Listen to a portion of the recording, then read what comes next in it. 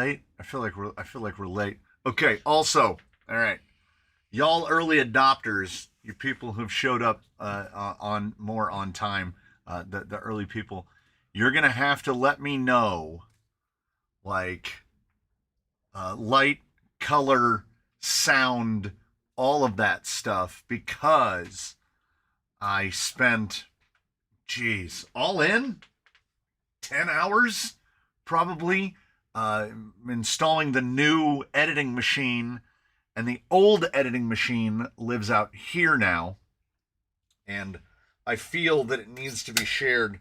When the wife saw it, she said it needs Google eyes. So he's look how his mouth is off to one side, and he's just like, hmm. So I redid all the shock oil. Like, look at, can we go into infinity? There you guys are. Here's what the setup looks like. We're all cleaned up. Fix this. We've got the computer. We got the thing out here. So I've been doing stuff. This morning I ruined my rug that I stand on by apparently letting silicone vapors get on it, because now it feels like I'm on an ice skating rink, because I cleaned out the thing that I just gestured to. And how many bottles of 35 weight did I have? Well, about 4 ounces, give or take. And that thing, by the way, was absolutely disgusting. Absolutely disgusting. Colors look fun to me. Oh, no, yeah, it looks pretty good. Yeah, it looks pretty much like that. All right. No, I edit with the same type of computer, with a studio, but I edit at my desk in the house, which is a 3-monitor setup, and I've gotten very used to editing on that. And now I kind of feel like I need 3 monitors for it. Do I know? Do I don't know? But do I want? Kind of, because you know what else just occurred to me? Monitors are cheap. I could just slide that monitor over and just put the new one in next to it. Anyway, yeah, the blind guy is over here sitting at the end. We're doing the things. I'm going to see how far we can get. Oh, and don't let me forget. Someone said, just put those AR-45Ps on old Miss Scarlet, and I did that. And I'm going to tell you right now, look at that. Look at that gangster lean. It's appropriate right about here.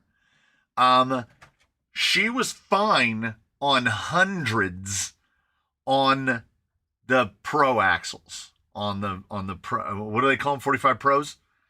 The AR-45Ps, they don't like the hundreds as much.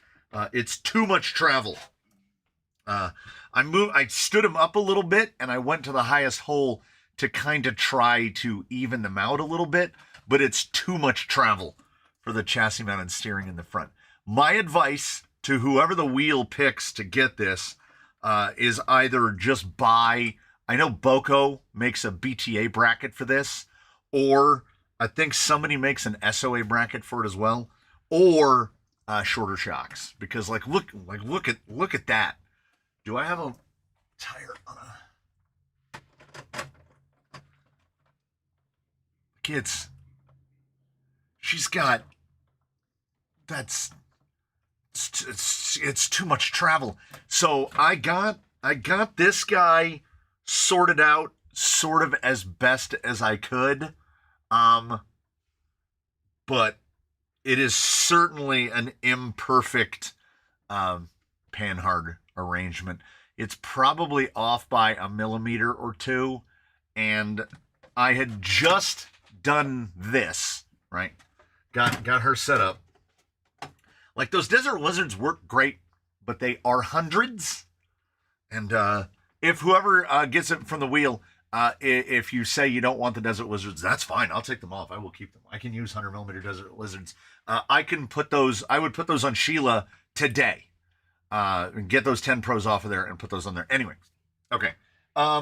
Immediately after I finished doing that, I did it again, because this is what we're doing, and I haven't even measured. I haven't even measured. Let me. It's doing. Oh, so what I did is, Mr. Hades. The problem is the amount of travel that the shock has. It doesn't matter. You could have no springs in them. It comes down. It droops too far. It has too much droop. And the panhard, because the I'm coming to a short conclusion here. The panhard, the shock. This is untested.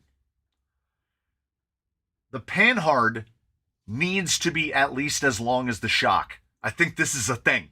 I'm noticing that there's a ratio of the triangles here.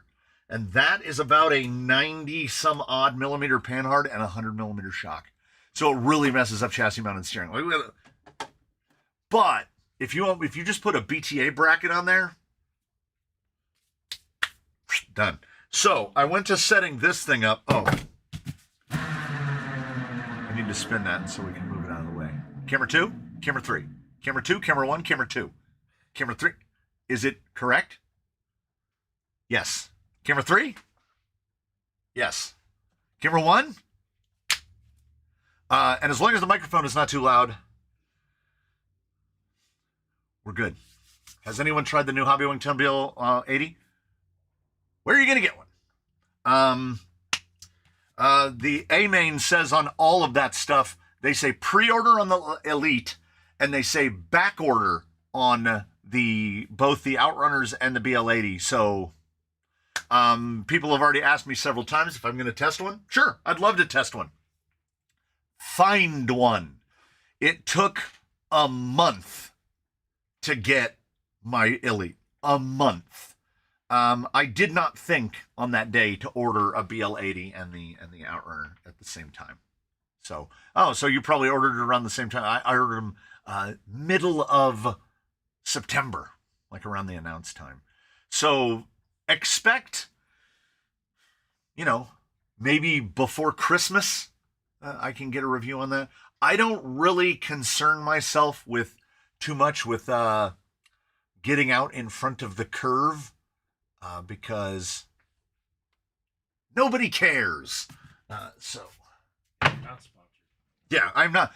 Hobbywing does not know that I exist. Hobbywing is not providing me product. I have to buy it from the same place as you do at this. Yeah, I should have bought one at Proline by the Fire. Who would have thunk that I could have just gone up to a booth? People were just walking out with Elites, and I waited a month for mine. The Lion does not concern himself with getting ahead of the curve. I can't attest to knowing what Lions think. Mia's transmission and sweep tires should head out this. Oh yes. I forgot about the sweep tires. What did we get?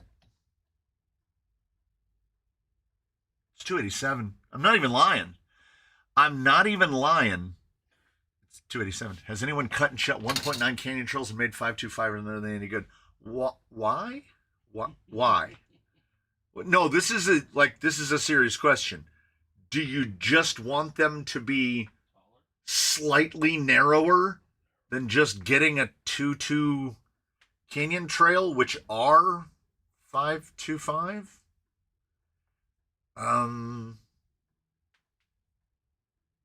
Somebody might have done it. I did that test a while back where somebody cut the middle out of 1.9s and just made them skinny. And the highlight of that was that he didn't waste his time. It didn't ruin them. They still worked. Did you see the new FMS Canyon with its new LCG chassis? It's molded nylon. No, I thought, what? Is that correct?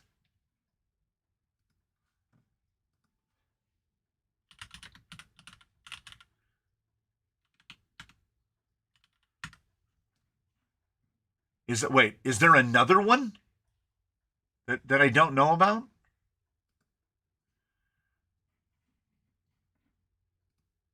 I'm clicking through pictures now. And if you go to FMS, trying to find a picture with the body removed. Oh my God. Oh my God. Is it? It is, isn't it? Is it? It is. No. No.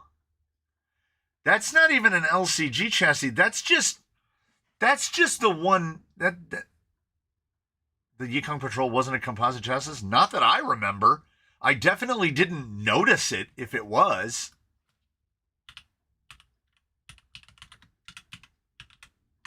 I mean, I could just be dragging you along with me. I think I have it set up.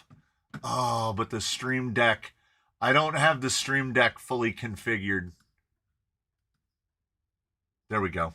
I think I made a split screen. I think, yeah. Okay. Um, I'll just drag you along with me. This is the actual Yikong website, which is terrible. Maybe it is.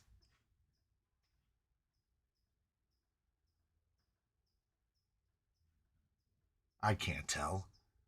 Like, you can't click on any of these things. Counterweights, molded plastic, yada yada, talkie. If the chassis in the 4107 was like, is this the worst website layout you've ever seen? If it was indeed, I like that 4104. That's pretty cool. If it was plastic, nylon is a plastic. I didn't notice it because I don't think they've changed it in any way. That does look kind of not metal. I don't know. Oh my God. Every time I go out of the browser, the LC70 had a plastic chassis also. At least the chassis isn't made out of pickles. That's true. Can I anywhere buy the Michigan body without the chassis? Oliver, if I remember correctly, you're not in the continental United States of America. You should be able to order it directly from FMS. The amount of time that it takes for you to receive that will be.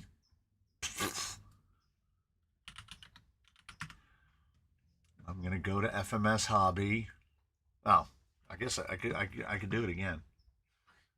Do it again. Go to FMS. Go to product. Cars and trucks. I think they have it under 10th scale. I cannot believe that chassis is plastic. Rock Hobby Mash again.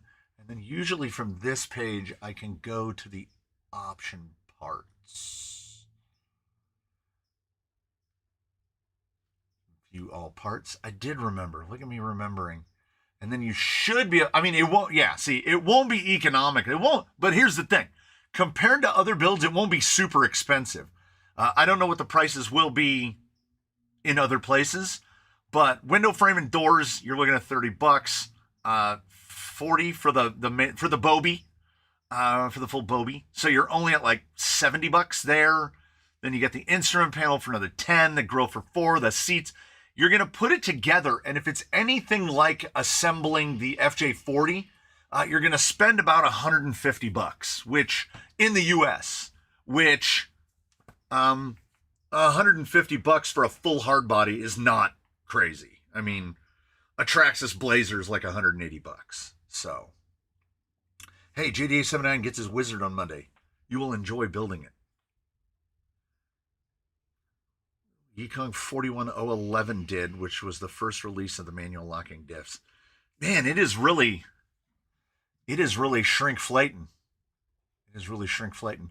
Now that I know that the chassis of the Canyon is plastic, that's just further reason for me to say absolutely not, because $450. Come on. That's great. I want to repaint it anyway. Yeah. Yeah. Oh, yeah. And then you got to put, oof. It's a lot of screws. So, 279 is notable because 279 is the wheelbase of this gentleman right here. And for anyone curious, and I don't think that there will be, this is an 80 millimeter shock guy. You could maybe get away with an 85 or a 90, but I'm pretty sure it's an 80 millimeter shock guy. Because at long travel, the axle really falls over to one side again because of the relationship between the panhard and the length of the shock. But everything seems to fit at full compression. We don't get a drive shaft in or a link into anything. It's going to fit the motor. I did a whole.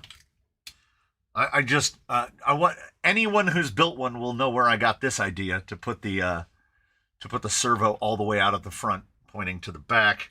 And then I actually got the axle a little further back than I thought I was going to because I was working with the links that I was working with.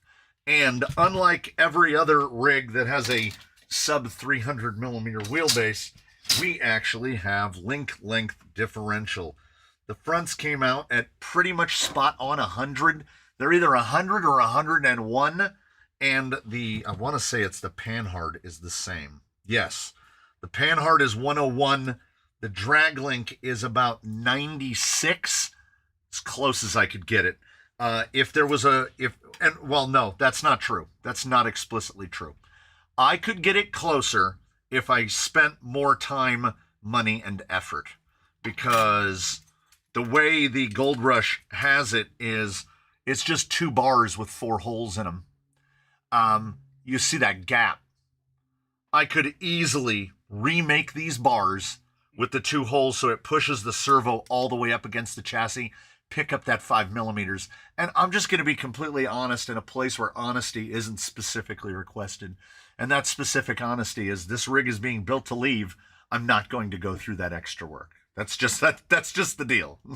Like, if I had to live with it every day, it would bother me that there was that 5 millimeter differential, even though there are rigs here, depending on the axle and the servo placement, that have 15 millimeters of difference between the panhard length and the drag link length, and they behave perfectly. So there's no such thing as a hard and fast rule when it comes to designing designing your CMS, how you're going to set your chassis mounted steering up, because it's a big part of it is a nightmare. And I'm really happy with how the front came out. Look at my parallel. So I was really quite happy with the parallelism on the links. And you see it just stops right there. That is because the rod ends, even though they're the angled type, that is the limit at which they don't droop any further. Now, we don't need to droop any further than that. With an 80, we're only going to droop to about there. It's going to be more of an up travel guy. But it appears to have full articulation, and I'm just not going to let the 5 millimeters bother me. I didn't quite understand the wording of the Hobby Wing Elite would fit a 10-2 with CMS like toothless or not. Yeah, it absolutely should. Because the Elite is basically the same length as a 540. And a Fusion is a 540 plus. They tried to make fun of me on the Discord because I said that I bought this caliper specifically for this because it's a lot easier for the camera to see that. I don't like the weight on it, but for this, yeah, it's definitely going to fit because this 540 is about 53 millimeters long and the Elite is 46 and a half. So it's going to fit any place that a 540 will fit, but not any place that a Outrunner is going to fit. I mean, as you saw, I'm assuming most of the people have seen the quick view on it. As you saw, like the length is not what I'm using on a 10 Pro. I'm using the fact that it doesn't have a bunch of wires. So it's nice. What kind do you recommend for the Wizard in terms of KV? I am running a secure 1800, the little pancake. I'm doing it again. So this is a Revit, but it's the one that's this size, the little short pancake. It's really easy to move. Oh, then somebody said, "Can you show how I'm out of the body?" Could have just got it. No, they asked how the anvil's mounted. That is a very specific question. So, what I did to mount my anvil. I'll show you the anvil. It is, yeah. Camera 2. Just the secure 1800. And the reason why is you can see that up in there, it gets pretty close to this stuff. You can go comfortably out to like a 32 millimeter. Oh my God. Elgato is physically killing me. Okay. So the way I mounted the body was I took the two body. Well, is that how they are from the factory? Are they just mounted like that? I feel like they are. Can't even remember. And then in the rear, I just removed those little angly pieces, and I put two spacers to space them out, and then I just this link actually mounts that to the chassis. It is it the best way to do it? I don't know. Is it the way I did it? Yes. Would I do it that way again? Probably.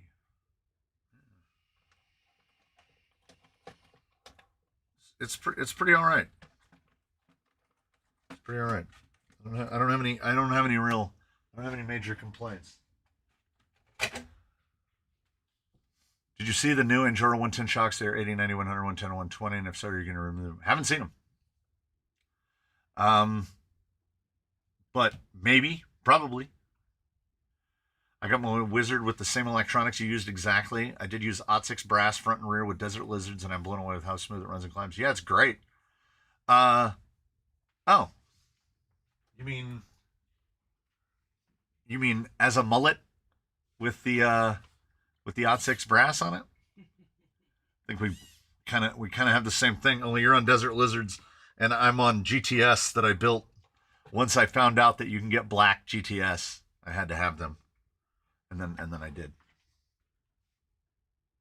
Yeah, that carrier bearing is definitely more work than they needed to do. Thoughts on a class 1.5 Wizard? Yeah, why not? I would. I mean, you know, you find a class 1 tire you like. That might actually be an application where I could see running at full portal, because then you'd get that additional clearance. Full portal Wizard axles on 1.5. Ooh, do I have 2 sets? I might. Yeah, I got tires too. Dang it, I might have to. Man, this rug is so slippery. You got one, you don't even fuck with that one. This rug is so slippery.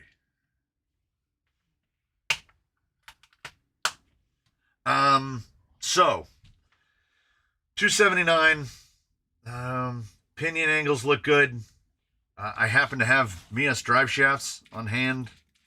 Already fit it. We're still full wizarding.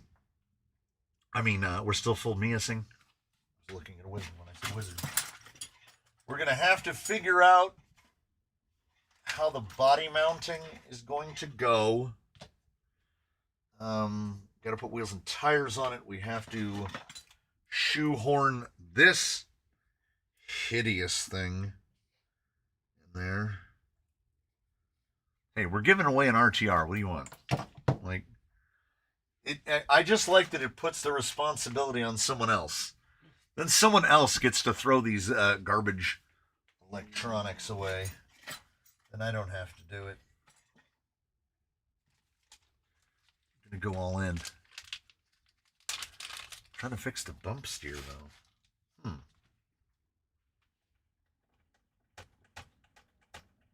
Yeah, none here.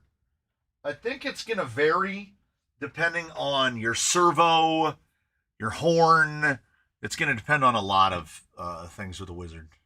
What are your thoughts on the Hobbywing Elite on 4S running in a straight axle buggy? It's going to be really fast. Because even if you're talking about you've got some kind of gearbox there in the middle that's got big reduction, real big reduction, I'm talking like 14, 15 to 1, you're still only going to be about 40 to 1, probably. And a 2300 on 4S is going to be blisteringly fast. Now, you can just electronically limit it and make it so that you can't go full tilt boogie, which is not a bad idea.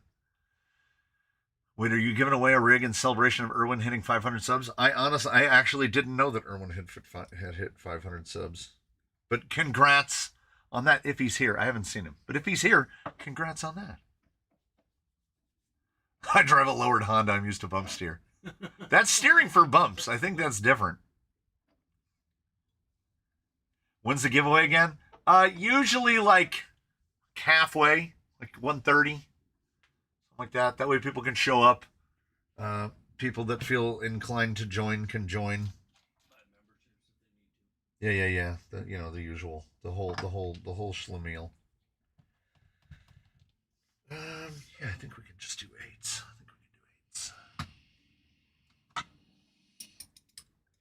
Running the AGFRC 12 volt. Oh, well, that's basically the same as what I've got. What are you running for a horn? Big Mike, what are you running for a horn? I'm running a Vanquish 20, I want to say. Indeed. I'm running a Vanquish 20. Yeah, and I've got a tiny little bit of swing, but I definitely don't have bump steer. For those curious, if you want to test bump steer, if you go like this and cycle it up and down, and your wheels go, that's bump steer. Axle swing is a side effect of having a horn. I mean, of having a link that mounts something that doesn't move to something that does. The only way you can pretty much completely eliminate axle swing in a 3-link plus panhard front end is to reduce the travel. Shorter travel is going to swing far less. That's how Traxxas has managed to basically not eliminate, but minimize to the extreme the amount of axle swing, is because they just don't, it doesn't travel that far. TRX4s out of the box are low travel, and once you start trying to increase that travel, things don't get better. Let's put it that way. That's why for the high trail, they basically just lengthened everything straight down, but it's still not long travel. It's longer travel, but it's not long travel. Is this gonna? Oh yeah, we're good. We're good. Is this 8 too long? Yes. I feel resistance. Yeah. So we need like a 6. So far my fleet is all straight axles. Well, it's time to get a portal. Time to get a portal. There's so many out there. No, just start over. Don't convert anything. If you have a thing and you want to build another thing, build another thing. That's the best way to do it. I answered a comment this morning where a guy said he's bummed because the Elite looks perfect for the setup that he has right now, but he had already bought a Secure 120 and a Rhino S20 to pair together. And I was like, don't let that stop you. Buy that Elite, put it in there, and I guarantee you, within weeks, you will build another rig or find another rig to put that Secure. And that, if I had a 120 and a Rhino in the drawer, they would not stay in there very long. That's an excellent setup. I genuinely think that oh, hey, Eddie White with the $10. Thank you. Wait, did he already do that? Who did $10? Oh, Chris Barchak. Hey, thanks for the $10. I'm going to waste it on toy cars. Which is, I think, what people assume. And they would be correct. Do you have a Wraith 1.9? I don't have any Wraiths at all. Before my time, my friend. There are a great many things in this hobby that are indeed before my time because I adopted rock crawling very late. I was driving Kyoshos and Associateds in the 80s and 90s, but I didn't drive a rock crawler until 2020. What Robo Kitty based off of? Rift. Oh, Rift. I don't know. Oh, maybe. I don't know if I can. Nah, I'm not even going to bother. So this terrible aluminum pinion that comes with the kit, you can't even bolt it to that motor because of the snout on the sealed can. It puts the pinion way too far forward. So add it to the pinion bucket.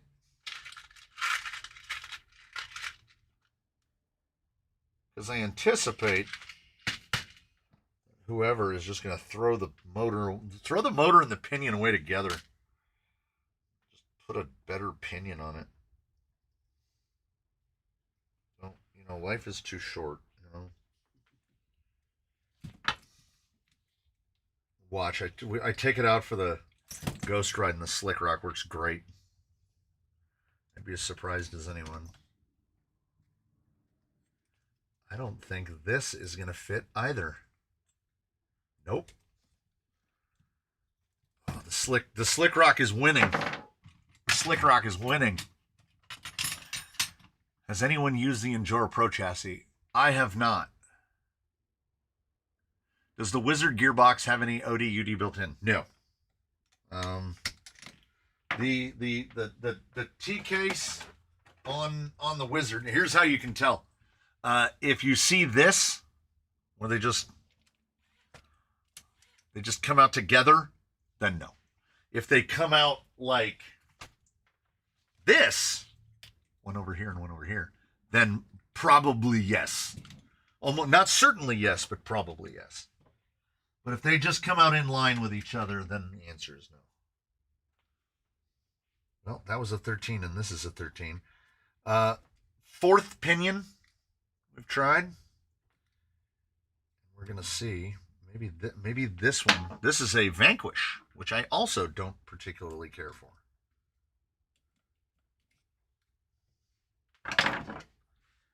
Well, we're going to get a pinion on here. The shocks are in the mail.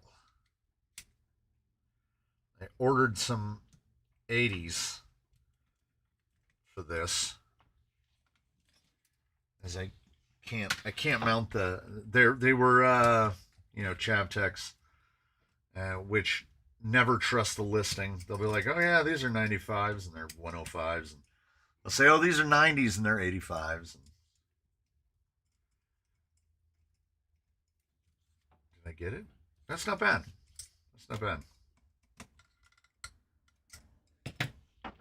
We might have gotten mesh by accident.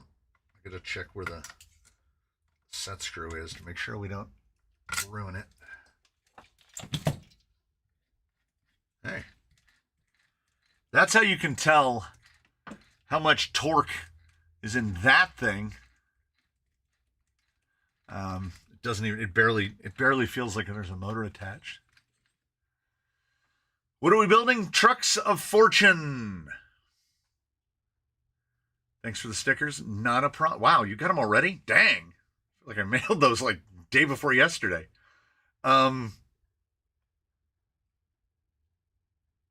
What SOA mount for element axles should I get? Oh man. I don't know. They're all basically the same. And when I was looking around at the vehicles here, I have a whole bunch of different ones.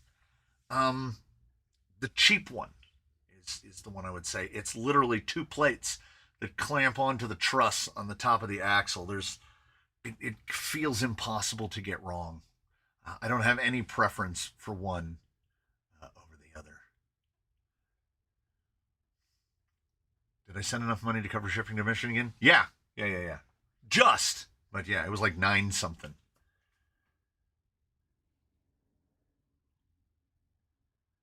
How would that elite do in a wizard? It wouldn't. It wouldn't. Because as I pointed out, the wizard motor can extend to right about there. And if you removed this brace, if you took that brace out, which holds some stuff up and would take away your room to put your electronics, you could, I don't know, you know what? Now I'm starting to second guess myself. I'm going to measure it and say right now it's a hard maybe. But let's see. Where's 46.5 at? Yeah, I'm going to say no, because wait, let me just okay. Can you see in the failing light? There's a little part where it goes wider on this carbon. A 46.5 would extend. My Stream Deck is not helping. Okay, there's this little point right here. A 46.5 would go right there, and under articulation. No, absolutely not. No, the motor would be right there. And that drive shaft is okay. No. Because the way it goes into the carrier bearing right here, you could fit one if you basically redid the truck to your own liking. In the configuration that it sits at right here, it's not going to fit an Elite. It's designed for basically that. It's designed for a pancake outrunner. And it would add another over an inch to the back of that, and it would be right where this drive shaft is trying to live. I mean, it might clear by a millimeter, but I wouldn't try it. It's too good on the outrunner. Some rigs are built for outrunners, and I've said many times, if it'll fit a Fusion, I'll run a Fusion. So that truck is not built for a Fusion, so I'm not going to run a Fusion in it. 110 scale makes an element SOA that uses the entire upper axle housing part to add stability. That is true. What are your thoughts on front, lower, high clearance links? I have a number of rigs here that, for whatever reason, maybe the only link I had in that length was high clearance. I've never really noticed a difference. I tend to be running high clearance links in the front for that exact reason. Would you like to see a high clearance link? There is a high clearance link right there for the front upper because we need to try to get around the motor mount. So I'm using it for that, for high clearance, for additional clearance. But in terms of like, I understand what you're asking. You're asking about having this, but going into the front axle. I've never really noticed it one way or the other. Rigs tend to get hung up where the skid meets the link is most often, especially if there's angle or a significant amount of angle to that skid. It just bashes into rocks all the time. But I mean, I don't see a drawback to a high clearance link in the front, but more often than not, I'm using high clearance links in the front, usually like turned on their sides to like turn them into bent links like that to add more clearance, or upside down like this for clearance. I'm using high clearance for high clearance.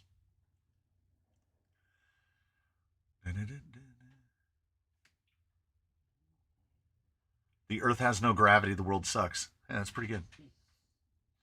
Isn't there an Element SE stock SOA bracket? Yes, there is. But I believe you can only get it on a big old tree of plastics, Element style.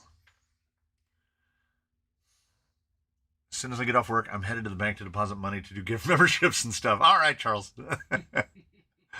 Thanks in advance for the stickers. Yeah, those are on the way. I have 2 boxes here with names on them. I can't remember. And I have 1 more envelope that needs to go out currently. You think they will ever have hub motors for these? I wouldn't rule it out. I mean, we're just waiting for somebody to figure it out. Use trailing arms like a man. Trailing arms are meh. I feel like they don't translate from full scale. Not the way I want it. I'm a link guy. I'm surprised that just for the hell of it, nobody was coming out with an outrunner in an MOA situation. Go look up the ones that are running Deluxe Stumpies. Because I know Deluxe makes a little guard. so that you can run those little Stumpy, which are the 380 size outrunners on the motor on axle. Did you know that there is a Fusion 8 Pro and a Fusion 8 SE? Yes, the Fusion 8 SE is the same motor that came out in the Yikong 4061 and the Red Cat Vertex. It is basically the guts of the big 8, the Fusion 8, but with the down-tuned controller. And they're only $100, and I almost bought one, but I don't have any place to use one at all. Can you recommend a dual charger with a maximum of 6S per channel? I am all about the Genesis iMars D300. It does everything that I need it to do to the point that I have 2 of them. How long would it take to charge 2 6S batteries simultaneously? I do not know. I don't know. But I'm typically charging 2 3S or 2 4S batteries, so it works fantastic. It charges everything I need except 18650s, which I use an Opus BTC 3100 for. So there's 3 chargers that live in a little pack next to each other. 2 Genesis iMars D300s, and I can't speak to the capabilities of ISDT chargers. I know ISDT makes a bunch of chargers that looks just like the Genesis, but I had such a negative experience with the ISDT ESC70 that the only thing that I have purchased from them is this ISDT BG8S cell checker. And I like the cell checker, but I'm an iMars D300 guy all day. Any plans to review the new Three Brothers Rock Bulls? Funny story about that. Someone mentioned the Rock Bulls. I went to, it was like the day after payday, maybe the day after that. I went to Three Brothers. I put 2 pairs of them in my cart. I went to go to checkout. The little wheel spun for a little minute, and then it said, "We're sorry, we're unable to ship to your address." Yeah. Now, I don't want to get conspiratorial with anybody, but why wouldn't they be able to ship to my address when I live in Southern California and everybody ships to me just fine?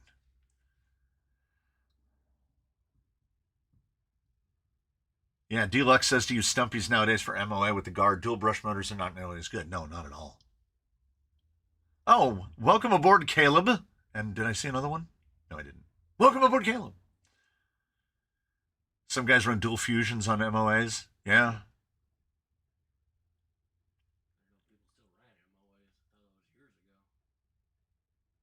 Outrunner tires, just wrap 4 Outrunners with a strip of rubber and mount to the hubs. The trick is going to be, just think, you have no reduction now, and Outrunners they generate a lot of torque for their weight, but when you give them 0 mechanical advantage, usually the only thing you're going to be attaching to them is a propeller. So a propeller, all it has to do is move a very thin fluid out of the way, which is air, and even at that, you can't put too big of a propeller on an Outrunner of a certain size. They've got to figure out what you're looking for. Here's what you're looking for. You're looking for a wheel, think a super class size wheel, but inside that wheel is an Outrunner in the middle, and then the Outrunner has teeth all on the outsides, and then there are the planetary gears around it, and then a big gear ring that the actual rubber wheel is on. That's what you're looking for. You're looking for planetary reduced wheels, which would be horrendously overcomplicated and prone to failure, but really cool at the same time. And if you're talking about 4 motors, they would not have to work too hard, because each one of them is doing a quarter of the work, until you get in that position where the rig is up like this and all the load is on one wheel. And then you find out how good your planetary system works. So I'm not saying that there's an outright reason that we haven't seen hub motor rock crawlers, or really hub motor vehicles of any kind, because mechanical advantage is far cheaper and easier to come by. Oh man, I thought I'd caught up and I just saw the blue arrow. Thank you, Zilla, for the 5. Anybody I missed that sent him, thank you. Thank you, Jimbo, for the 5. Nicholas Steffi stands behind ISDT chargers. Like I say, I don't have anything I have nothing to say about ISDT chargers, except that I had such a negative experience with their speed control that I can't bring myself to buy one of their chargers. But a lot of people swear by their chargers, so it's probably absolutely fine. I'm not even going to bother to peel all that stuff off. You know what that is? When you peel off this tape to throw away the speed control in the motor, I mean, just throw it away. If you want to use a speed control to build a winch controller out of, use a smaller one. This thing is enormous. It's really big. It's really big and really dumb. I'm just going to stick the tape right over it. I was supposed to be catching up. Do you have any stock TRX4 Sport front lower links and inner fenders with the battery tray? Maybe? Yeah, they blackballed me. Yeah. Miata Commuter says, say hi to the blind guy for me. Hello. See? He said yellow. Yeah, so about the Three Brothers thing, I'm not saying that anything is going on there. I'm just saying that it is curious. I just ordered from them not that long ago. Last year. Sorry. Yeah. Had them shipped to your address, so. Mike Cross was here earlier. I didn't even think to mention it because I had forgotten it. Yeah, Mike Cross came up on the wheels last week, but he wasn't a member at the time, so it's the point is moot. And honestly, I could not be more thankful that that he and I did not have to try to collaborate to ship an entire rig to New Zealand, because it honestly should have just there's no way. Like, I would have to go Price is Right style and give him cash value, which is not a thing we're doing. I'm giving things away for free, but the cost to ship that to New Zealand would have been unbelievable. Absolutely unbelievable. Well, as I've pointed out, I tried to send a typical Amazon 9x6x4 box that weighs under a pound, 13 ounces, to the UK, and the shipping on it was going to be $31. So what do you think a box that fits a rig that weighs 6-7 pounds is going to cost? I'm thinking close to $100. Yeah, unbelievable. We will check the wheel. So you know what we might do? We might do the thing.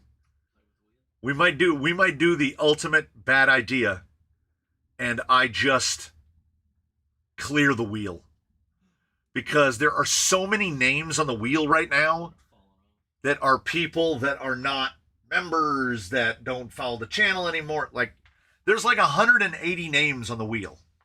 So when people ask me, am I on it? I go like this. I like my ISD. Like I said, I'm not saying anything bad about ISDT chargers. What I'm saying is I don't know anything about them, because I don't own one. And based on the current condition of my charging situation, I don't forecast me ever having the need to buy an ISDT charger, which is not a slight against ISDT. It's just, how bad do you want your head to hurt? Clear the wheel. Yeah.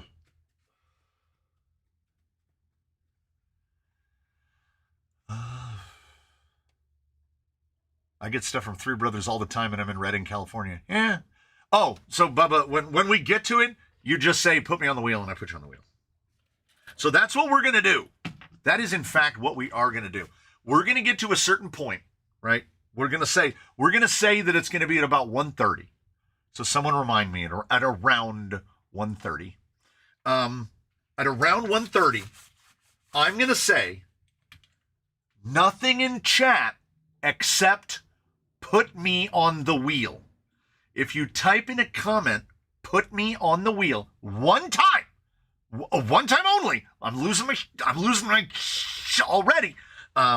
Because somebody is going to find a way to be like, how do I get on the wheel? And so we're going to talk about it the whole time. Is the Discord wheel app like MT12 complicated? You know what? I closed Discord. You know what? We're on the big machine. I need a third monitor. Dang it! Dang it! I ordered the IMARS 300 from AliExpress with the EU plug. I hope my house doesn't burn down. Do you have a fireplace, Oliver? Charge in the fireplace. Honestly, if I had a fireplace, I would charge in the fireplace. Oh man, I wonder. Yeah, but I'm not.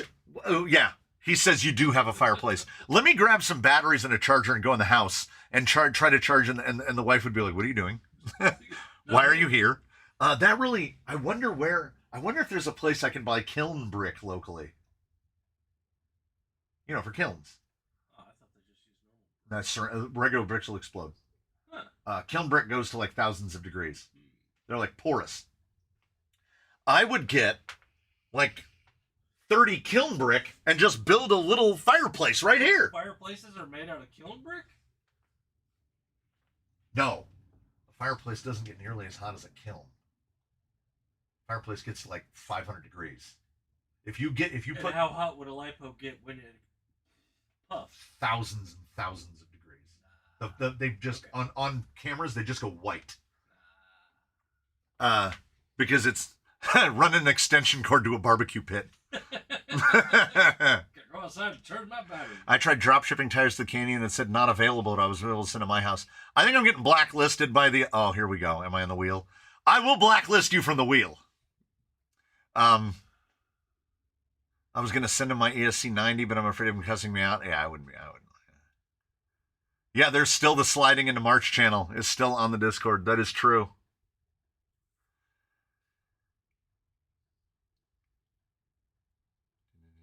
Yeah, build a pizza oven in the yard and just charge batteries in it.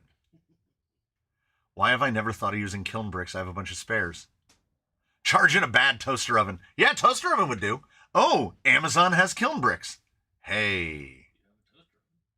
That's good to know, though, that Amazon has kiln bricks. Because I need to reconfigure what's right over here. We got the oil section pretty well laid out. I'm okay with the tools, but over where the chargers are, there's a big dead space next to it that just has two like plastic bins shoved in it right now. And I would like to get the chargers at an angle so that I can read them. I literally grab them and tip them like this so I can read them because there's a fluorescent light directly above them. So their screen is just a white rectangle. So it's imperfect, but you know what? We're slowly getting there. Look at the difference in what the age. These two handles are starting to turn different colors. Like, look at that color differential. Is that an optical contusion? Because when I move them, no, that one's definitely lighter. I do have some older handles.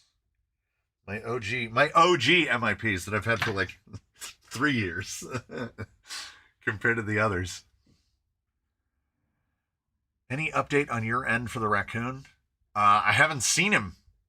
Haven't seen the raccoon since a couple live streams ago. Can you cut an angled stand from quarter ply with that? That's what I had before. I had a little angled guide that had the Protec on it. And I need to... Just lazy. On the one hand, lazy. On the other hand, I need to order some sheet stock, like 3/4 inch MDF, to cut some shelving and stuff to go under where the stuff that I ship.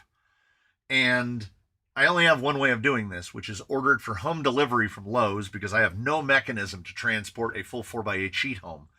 And when you get sheet goods from a big box home improvement store, they will murder that thing.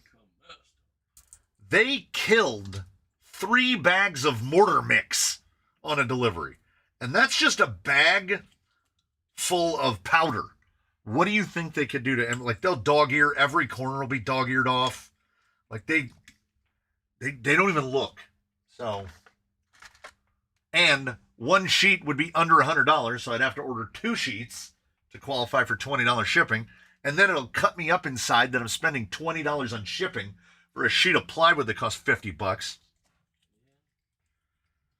But it's going to have to happen at some point. If you want to wait, we got to get the siding for the extension. That's what I'm hoping on, is that at some point I'm going to be making an order of other stuff.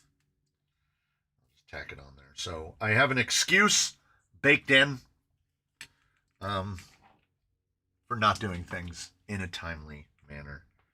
And the excuse isn't just that I am lazy.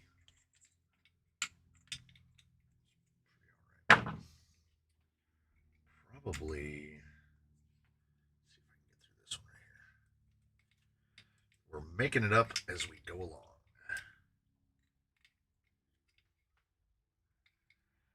How do we send you things for testing or just to donate for you to add to your collection?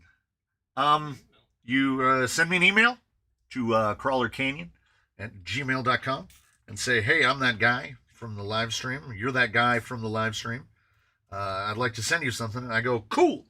Here's my address. And then you can do that. And then if you want me to send it back, I can send it back. If you are wanting to participate in what we colloquially call the circle of crawling, which is if something is useful, I will use it. And if something doesn't fit in with what I'm building or working on, we give stuff away all the time. We give away tires. We give away whole rigs. We better it in someone else's hands than just gathering dust on a shelf. And this, the blind guy, is basically has funded most of this. And then the electronics are out of Tuxedo Dan, the coyote. So we waste no parts of the buffalo. And then I had bought these Louise Griffins to test, and I don't have a place for them. So this is a perfect place for them. And I have no enda. There's no end then after that. The data sheet of the D1000 is sick. Oh, if you drive 1/5 scale. Hey, Hi Crew finally found the Discord. Looks like coyote guts. That's what these are. Coyote guts. Do a nightlife live from the canyon. You might catch Jerry out there. Oh yeah, for sure. What size tubing do you buy and do you braze it? For what? Because if you mean for the crappy bumpers that I make, no, I go to the Lowe's and I buy 1/4 inch and 3/16 inch, hot rolled or cold rolled mild steel. And I bend it with a torch and then I haphazardly tack it together with metal and electricity. And I make crappy bumpers out of it. But in terms of brazing, never done it. Bought the stuff to do it about 2 years ago. It's still in a bin, but haven't done it. Sounds like Bruce needs a bigger trailer for the Home Depots. Yes. Here in the Netherlands, the cutting is free. Oh, they'll cut it. No, they won't cut MDF, will they? They'll cut it. They should. No, MDF has that warning Okay. about the cancerous stuff. They'll cut plywood. Here's the thing. Go down to the Lowe's. Get your stopwatch out. Press the button next to the saw station. Press the button and then just let the timer run. And if someone shows up to cut that piece of plywood within 25 minutes, go buy a lottery ticket because you just got really, really lucky. A local company has fire brick for cheap. They're having a fire sale. I see what you did there. No secure 1800 right now, but an S12 is 45, 1470 or 1900. I would go the 1900 because if you have the secure 120, even if you have the Escape 70, the low speed control is so good that unless you're running 525s on it, you can just you can handle it. The 1900 won't be too much, and you can gear it down a little bit. You can go down on the pinion. Can we sell stuff on here? If you want to sell stuff, I highly recommend heading over in the channel description on YouTube. You can find a link to the Discord. Join the Discord. We have a for sale for trade caveat emptor is the name of the channel, and you can go in there and you can try to sell stuff. And there's no fees, there's no nothing because it's person to person. And if you've been on the channel a while and if you've been on the Discord for a while, people are going to be a lot more accepting. It's like the non-annoyingness of Facebook Marketplace. If you go to the for sale section on the Discord and you try to sell something, if someone says they're going to buy it, they're going to buy it. You're not going to get ghosted Facebook Marketplace style. Oh, and then I scrolled down a little farther and Lee Jordan said there's a section on the Discord for selling stuff. There you go. I use 1/4 inch stainless steel off Amazon and TIG weld it. That's another. That's five levels above me. That's a new machine. Can we do a thought experiment on what the ultimate use case for the Fusion Elite would be? Super reduction, no room for a Fusion Pro, but no room for the ECSC to run a pancake. I could honestly, the Fusion Elite really kind of fits Jolly Green, because not so much the motor length, but 2300 and 4S is right in the wheelhouse of a Jolly Green build, because then you don't have to run a massive pinion and a tiny spur to try to get your gear reduction down. If you build a Jolly Green as stock, right? You take a Stealth X with the 87 tooth spur and the 18 tooth pinion, and you have 3 TRX4 axles, aka a set of TRX6 axles, and you've made no gearing changes to them at all. Your final drive ratio is 99.3 to 1. So that is significantly more gear reduction than anything you can buy on the open market. Anything you can buy. Getting into the 60s is about as high as you will see. And I did that because I was stuck with that damn Axe V2 3300. And that 3300 had no place to go. Jolly Green only got built in the first place because I had a 3300 and nowhere to put it. So, 3300 on 3S and a 2300 on 4S, fairly close. They're within about 3,000 RPM, I'd like to say, within 10%. So, and also, after I saw how cool that thing ran on 4S, which was not anticipated, I expected. It was warm on 3S in baseline and ice cold on 4S in Bluebird, who is heavier and has much more gears. We were winding it higher. I don't know. Absolute building a mystery is the Sarah McLachlan reference. But I can't explain it. I'm just glad it happened. Signal. We're going to make noise. We're going to make it make noise. It's going to make noise. A little 2-channel action. The whoever gets picked for this, the biggest win you're getting when you get this, not this one, this one. The biggest win you get with this one is you can sell that SR515 to some Spectrum dude. Because those, I still can't believe it. I can't believe it. $80 receivers. Yeah, I'm going to go to it right now. Take them with you.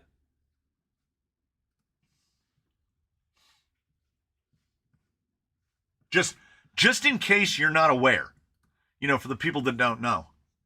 What?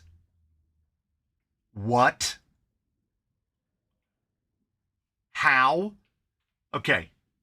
That is more. Okay, wait. I'm going to bring you back over here for a second. Okay. In case you can't believe it, which I can't.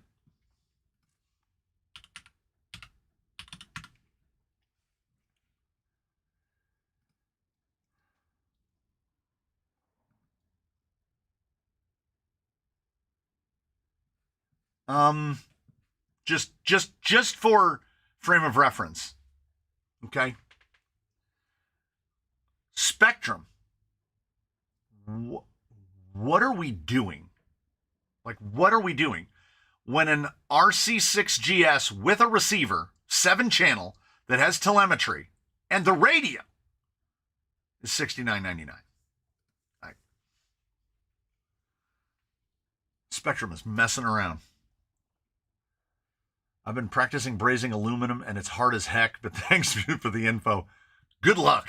I've been tempted. My local superseller has amazing foams that they will cut any shape for you around $20 to $50 a yard, and it's really good audio foam. Going from soft as a cloud to hard as a rock. Oh.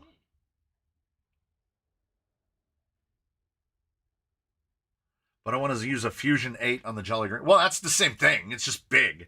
You have the giant version. The Fusion 8 is 2300 and 4S capable. It's just the giant one. And when I say giant, I mean giant. The thing weighs like a pound. Elite would be good if you like 4-link SOA a TRX6 4X6. Not that you should.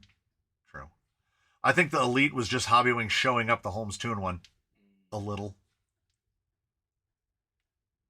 Sam Stevens says he has 5 rigs. Why would I sell? It's the perfect amount, right? You have the perfect amount of crawlers when you say to yourself, where am I putting this one? They're all over the bench. I have old KO Propo Helios 10 and receivers cost that much. Oh, I've got 461s. Sanwa 461s are $100 or more.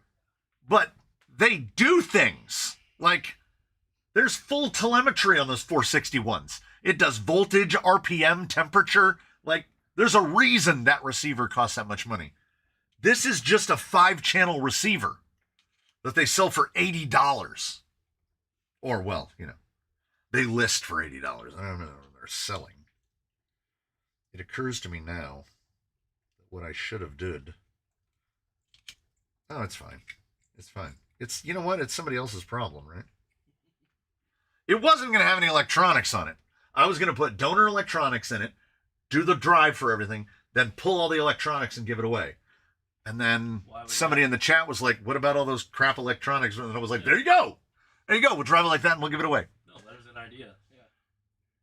I was thinking XF skid forward chassis Traxxas portals. That's a lot of reduction. Yeah. Yeah. I put my Wizard up for sale. I couldn't sell one. That's why Spectrum sucks. That's not the only reason Spectrum sucks. That's one of the reasons Spectrum sucks. How ridiculous is the gear reduction with Mias nylons in the Stealth X? Not as bad as TRX, but still a lot. Okay, so Stealth X, you do have a lot of room to tinker with gear reduction. You can go all the way from, like, I would say comfortably about 8.5 to 1 spur to pinion, all the way down to below 3 to 1. You can get down to like 2.7 or 2.81. You can put a belt drive on it and get down to like 2.5 to 1. Now on the axles, if you're not changing any other gears,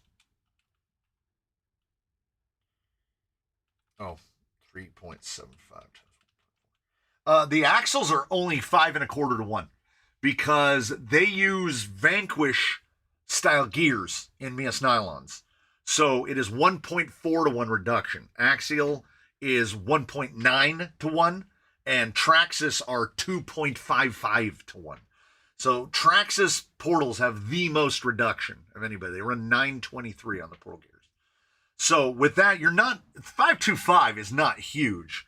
So if you have the 525 times the internal ratio of the gearbox, 2.6 to 1, that's 13.65 to 1. So even if you went big pinion and spur, you're still looking at about 41 to 1. It's fairly low reduction for a portal setup. Now, of course, if you go with the stock gearing, that's 4.83 times 2.6 times 5.25, which is 66 to 1, which would be in the neighborhood of, like, you'd want like a Pro. You'd want something 2000 kV and above if running on 3S. That was a long answer. I have a bunch of Spectrum ESCs from planes. Will they still do the same thing? Can I use them on trucks? I don't know. I know there's different protocols. So I can't say, but I've never done it. Crawlers are like gun magazines. The correct number is N+1, where N is the number you currently own. That comes straight over from bicycles. The number of bicycles is always N+1. When my rig struggles to climb something, I also struggle emotionally. I feel that. I had the perfect number of crawlers until I needed more crawlers. My Yikon YK4861 is finally in the States. We'll be here Thursday. We'll see how that goes. I hope for nothing less than what you get. The box has a Yikon 4061 in it, because we know it's AliExpress. Is Crawler Canyon going to get the FMS Canyon? Now that I found out that it has nylon chassis rails, probably not. I also think the body is a tragic comedy. I know it's supposed to be that, like, whatever, the, like, Saudi police truck or whatever. I think it's hideous. I think it is nothing approaching an improvement over the 4107's Nissan Patrol. We don't have enough Nissan bodies, really. Let's say it. That's why I was okay with Traxxas hitting us with the Pathfinder. Would I have preferred that Traxxas actually came out with something new? And like I say, I don't remember, but I feel like if I had unboxed that 4107 and it had nylon chassis rails, I feel like I would have noticed. And I definitely did not. So I'm going to go ahead and say that the 4107 has metal chassis rails. Or did. Maybe it does now. But because everybody, what's the dance everybody's doing? The shrinkflation dance. Everybody loves the shrinkflation dance. Not sure I belong as everything trail based, no dedicated crawlers. That's fine. We can't hold that too much against you. Because here's why we can't hold it against you. Because I've heard from other people in the UK. And I know that what you guys consider like the Cotswolds, the mountainy part of Britain, there's a foothill right up behind me where you go up a single street and the houses at the top are higher than the highest point in England. And that is literally 3 miles from my house. You gain 700 feet of elevation in 3 miles. So, yeah, you guys, like, I've heard from people that say the only place in England is to drive 3 hours to go to a quarry. And I'm like, ugh. I can drive to Horseman Center Park in an hour. But I'd rather not.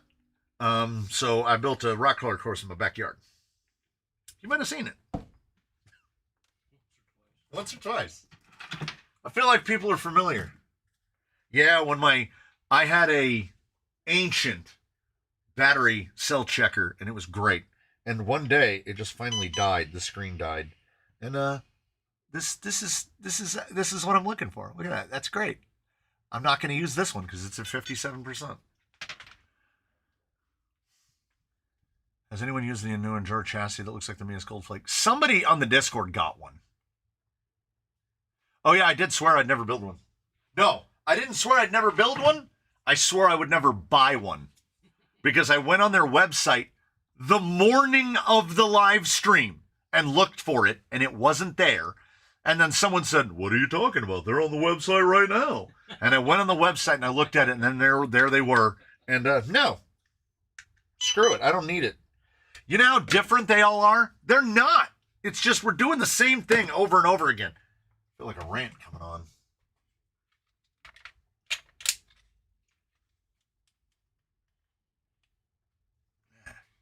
LED is too bright.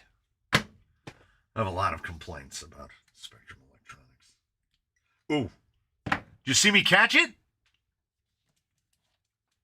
Because I remembered that this servo horn is bolted down. And I did not check what the center was on that. Could have killed that servo right now. The Enduro chassis comes pre-assembled, so you're not building one. I'm never going to find out. Because nobody's going to send one in. And I will feel I have no FOMO. At all. I don't mind. Not one little bit.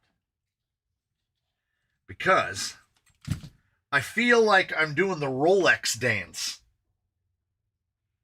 on a daily basis. You've got to hoop in order to get to what you want. Just sell the goddamn thing. Here's a crazy idea. I'm going to give you the craziest idea you've ever heard. You are a company. Put your imagination hats on. You're a company. You're going to release a new product. Before you go on your goddamn blitz about, look at our hot new thing, send them to the vendors first. Then when people see it and they want to buy it, they can just do that. But no, we're Hobby Wing. Come out and check the new Fusion Pro Elite. The thing doesn't even show up on the website for 2 weeks.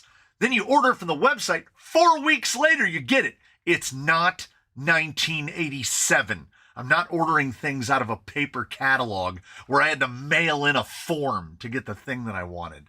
We live in the era of instant gratification, and for the love of God, I understand how logistics works and I understand how supply chains work. And they, as corporations, should be able to understand that as well. Send them. How many people, make sure that you have your hats on, how many people are still waiting for some item on a notify me when in stock from AMain? I've had stuff on AMain for 2 years waiting for it to come back in stock. They want your money before they make them. Then it's called Kickstarter. Then kickstart the damn thing and be like the new Hobbywing Pro V2 Elite X Max now on Kickstarter. If we reach this amount, that's how I bought a 3D printer. I don't even like 3D printers that much. I bought a bunch of stuff on Kickstarter because when you buy something on Kickstarter, what is baked into it is the notion that you are going to wait. Let me put it to you this way.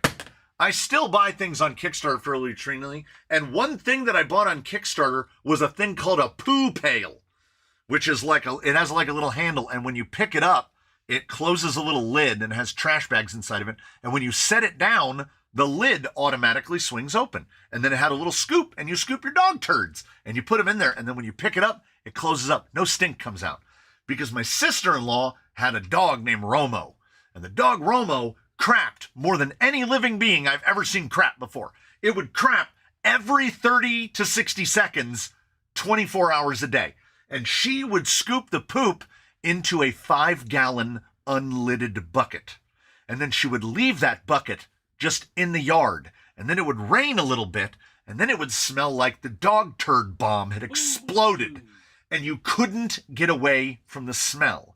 So I went on Kickstarter and I funded the poo pail.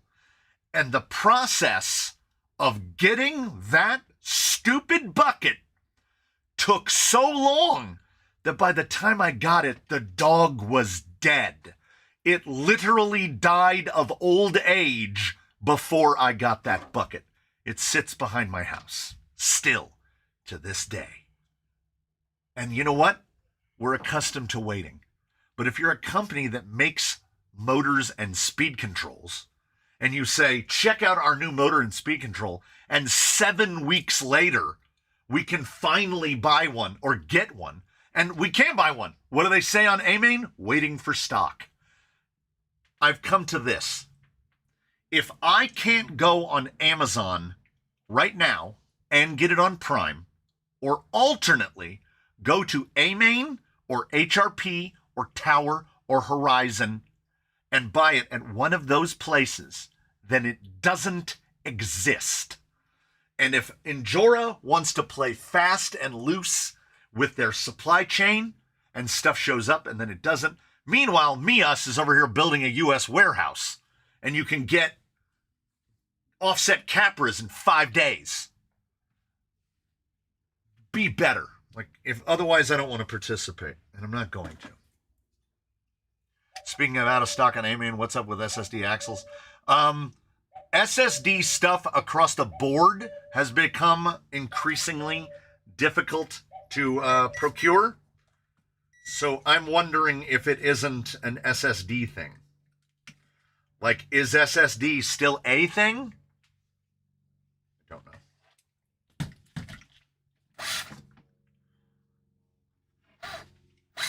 Methinks.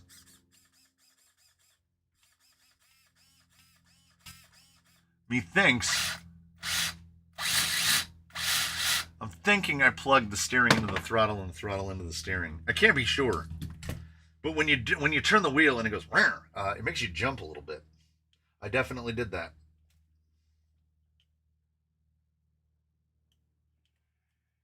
That wasn't the first time, won't be the last.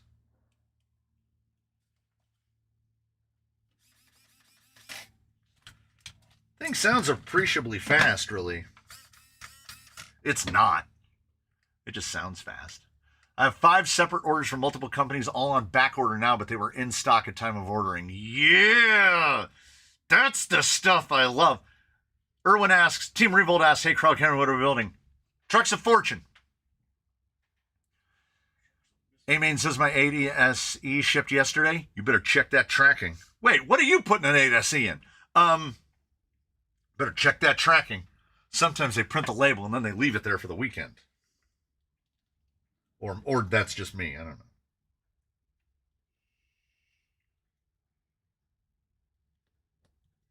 Whoops.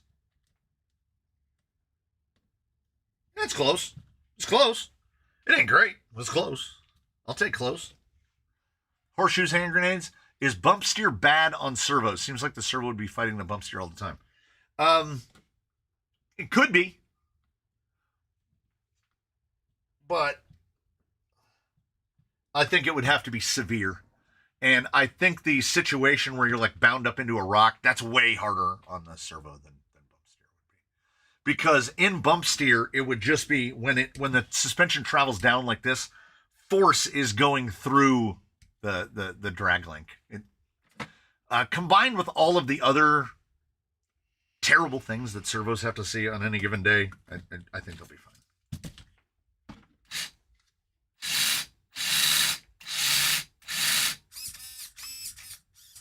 It's reversed. Oh, wait. Well, now it's way off center. My 8RS is one of my... Oh, BRX02 6x6. Yeah. From what I know about Chinese ops in the U.S., it's probably a house that some employees live in. Yeah. I bet if you really Googled down to what the actual location of these places are, it would be in a residential district in Montebello, where vans just come and go all day and all night. Amazon's not blaming shipping on carriers, but it's delayed them by going warehouse to warehouse. I've seen some packages coming out of Amazon take a real trip. I'm having a hard time eliminating the bump steer on my Jolly Green build. Oh, Sanctus, I need to ask you a question. Because some of them shipped different. It's not in there. Might be in here. Okay. There are two different servo mounts. Got it. Okay. If your servo mount looks like this, that is the correct one from the way I built it. If you got sent this one, this is not the correct one. If you got sent this one and not this one, zokurc@gmail.com, send him an email.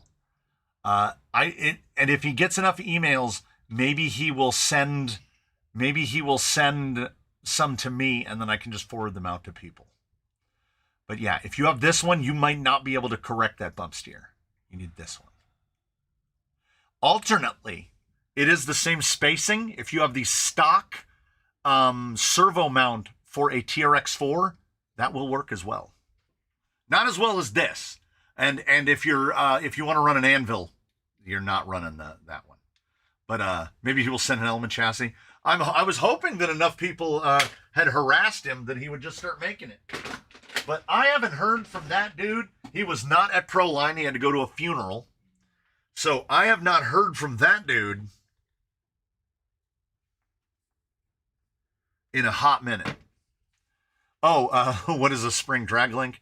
It actually it looks like a damper, like a steering damper, but it's actually like a servo saver. Think linear servo saver is what they put on there.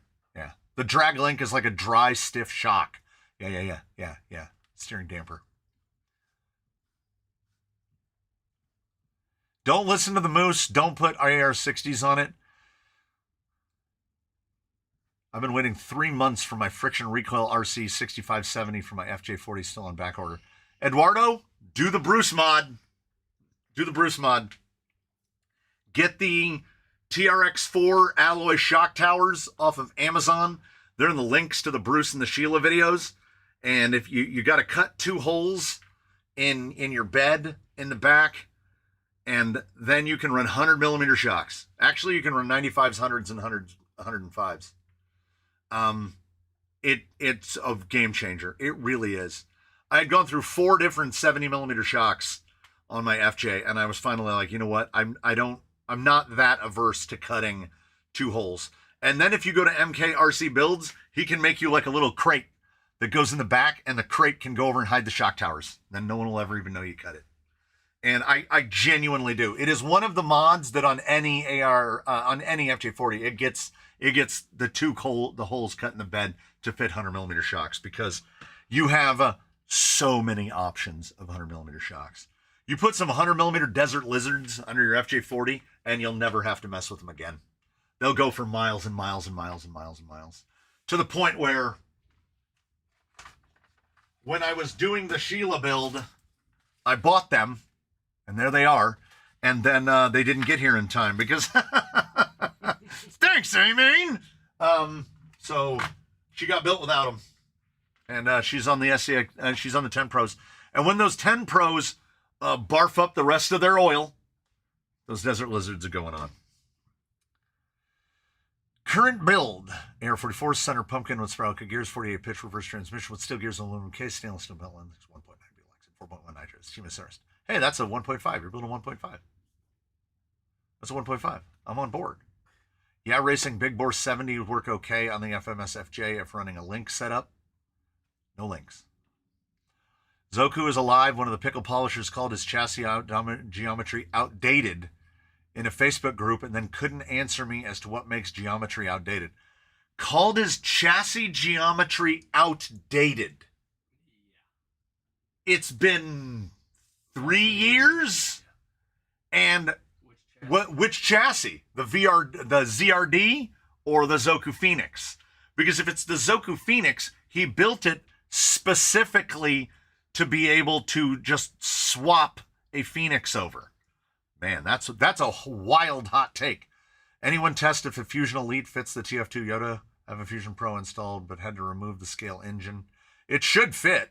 It's the same diameter, but it's just shorter by quite a lot. The shocks on the new Armageddon Quake drums are 72 millimeter. That is good to know.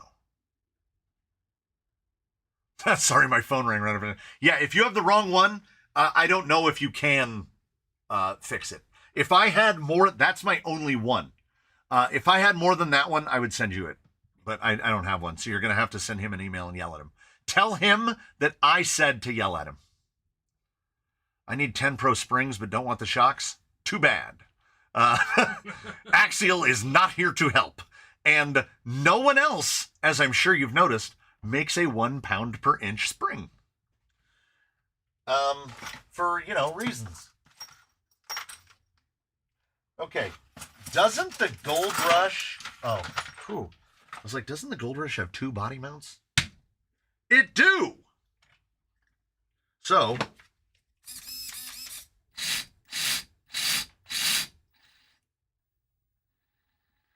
it's got the low speed control of a model rocket. But, what are you going to do? I need 10 Pro springs. It was the VS410 chassis geometry. Yeah, okay. RC Timer has shock towers for longer ones? Really? Thanks for the info on the new Fusion Elite. Decided to go with the Fusion SE for my VS410 Phoenix. If it's a straight, whether it's straight or portal, the SE will do you just fine. I think the SEs are the most versatile of the Fusions. Most of the time, I don't need the stuff of the 2300, or which I call the Pro, or the Elite. I refuse to call it the Pro Elite. It's just the Elite. They couldn't understand the chassis swap idea, in the same breath claimed the VRD Geo was superior. Ooh, jeez. Ooh, oh, ooh. Wait, let me, oh, thank you, Miata, for the 5. Let me walk over here. I need to check something in the drawer.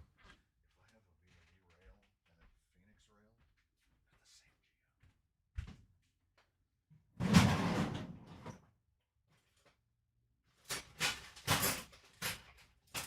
thought I had a Phoenix rail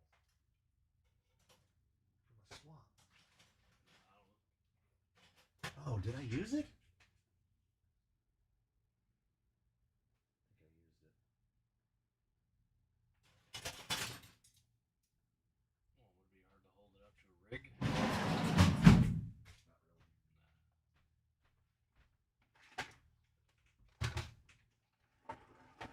So, well, out in the world and in the universe, there are coincidences all the time, okay? So this is a rail from a carbon. This is a rail from a stance. You'll notice that they are identical. Now, I'm not being conspiratorial. I'm not saying that there's anything to this. But what we're going to do is we're going to pop this guy out like this. We're going to disconnect his lights. And what we're going to do is we're just going to take this, we're going to take this rail and we're going to kind of go right about over here like this. And basically what I'm saying is if we go right about there, right there, that shock hole and that shock hole, this tower has more lean back on it, but the positions of the link mounts, the amount of stuff that makes chassis different, which is the amount of space from the center line here to where the shock holes are, the amount of space between here and where the link mounts are suspiciously close this to that. This came out quite a little while before this. So if someone is trying to claim that this geometry is outdated and this is the new business, this geometry is that. It's not spot on. It can't be. They run completely different stuff. But that dude, maybe he doesn't know it, but that is a horrifically bad take. A horrifically bad take. Also, this is why, all other things being equal, I think that the ZRD geometry is the better geo for the VRD, because the VRD is a Zoku Phoenix and a ZRD is a Zoku VRD. See what I'm saying? See what I'm saying? Wheel of names. You know what I just realized? Unless this is tied to Google account and not tied to the Opera / whatever account, we might have to be repopulating this anyway. Because this computer used to live in the house. Yeah. Hey, you want to see something that's cool but not cool at the same time? Are you ready? It just says Eddie on it. So the wheel that used to have the names on it is gone. Is gone. Not just gone. I wiped that computer yesterday. So whatever was on that computer is gone. Yes, it is the perfect day. So I believe I was using the wheels. To pick running order for one of the Crawlympics events. And what I would do is spin it and then remove from wheel, spin it, remove from wheel, spin it, remove from wheel. So that is Eddie the Rig. Yeah, make sure to shuffle it before you spin. Okay, so here's what we're going to do. We're going to drag chat over to right here. Okay, now, we're going to say in 2 minutes at 1:35 my time, #35 for you. At that time, I want nothing but the typing of put me on the wheel. And then I will just use the list of chat participants. Members only. Yeah, mention that one too. You know what? Well, I mean, you have to be a member. Oh, but you know what? That's not bad. But, okay, I'm looking at a list of about 30 chat participants. But that's what I'm going to do. Oh, see, somebody just posted in the chat. Oh, that Tiki Taxi. Gray people will not be on the wheel. Yeah, if gray people win, just move on. Mr. Scurvy, I think Mr. Scurvy nailed it. I think we got it. We're just going to take the chat participants. I'm going to copy it. I'm going to paste it into this thing. And then, yeah, there's about 30 people that are actually in chat. Do I have to chat to be in the chat? You do. Otherwise, it doesn't know. Chat. Yeah, see, Nitro Rusty 92 says, put me on the list. Can't Can't do it. LS is feeling gray. True. True, true, true.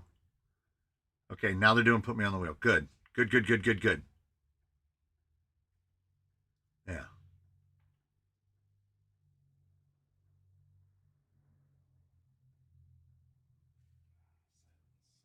Yeah. It's all put me on the wheel now. Good. I'm just gonna sit back.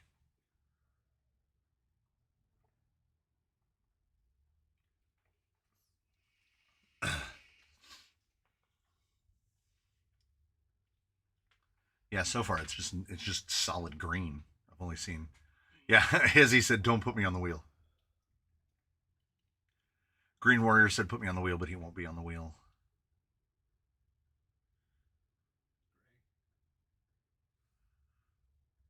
Gray, yeah. There's not a lot of gray.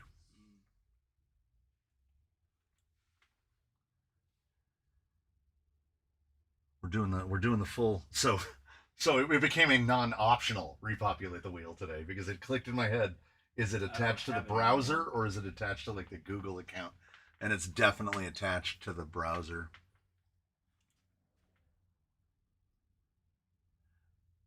Well, blue is fine because I don't think there's any blue other than when Hugo's runs out. No, Hugo paid for his own. No, I don't think there are any blues that aren't members. Yeah.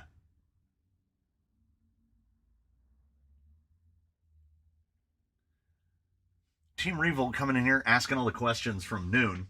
Who am I talking to? Blind guy. He's sitting over there biting his nails. Disgusting. Just like an animal. Like an animal that snuck into the building. I gotta get my calcium somewhere. Ah.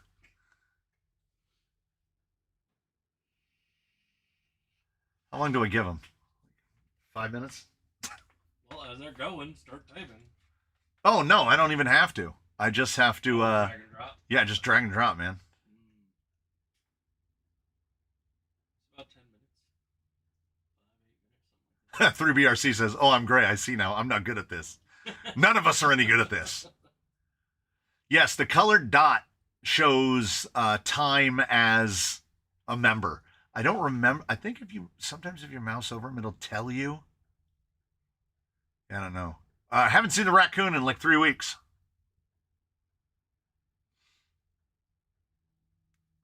I can't remember the last live stream that he was here where he got the bonk hammer at the end, but I don't remember. It's been a while.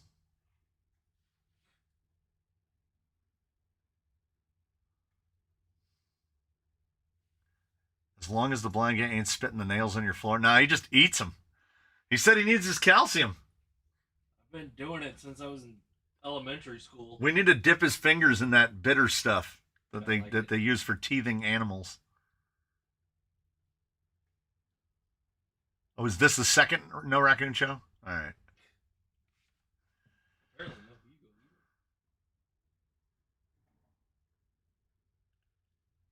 All right. Let me. Do you think you could make a mullet out of a set of Mias ISO Air 44 with nylon straight and an Air? Yeah, absolutely. You're not allowed to answer that. Well, it's been enough time now. Now, once I figured the. Someone said if you start on your toes, it's time to put him out. No, those are clippers.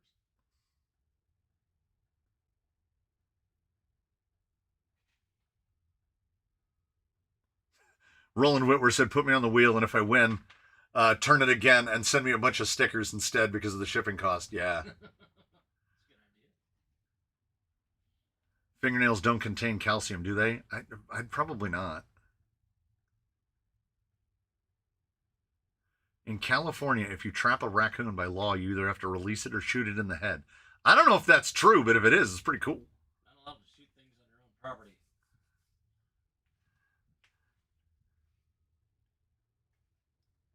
It's against the law to shoot a pigeon. It should be against the law to shoot a raccoon. Thoughts on putting a 3-gear style trans in a Zoku Phoenix instead of the twin? I mean, if you want. That's kind of traveling backwards. You're making it more VS410.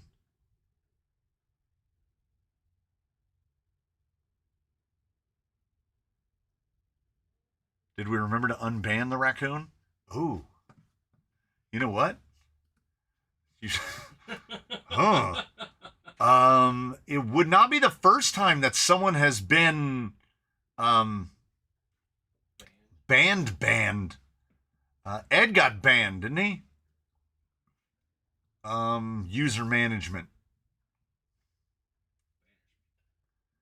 Nope. It's the usual. Oh man, when I see them, RC whore. When I see these names, I'm like, oh yeah, I remember why these got banned. I didn't even have to ban RC and OC because he got bored and left.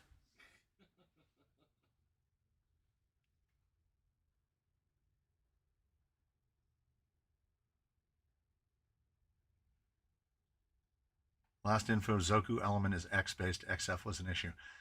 Last I heard, and this is hearsay via me to you, he was working on designing and printing his own bottom for the XF, which was angled skid, which allowed you to just put all the XF tops on top of it. Shaker MT comes around every once in a while. I want to say he was in the live last week, either last week or week before.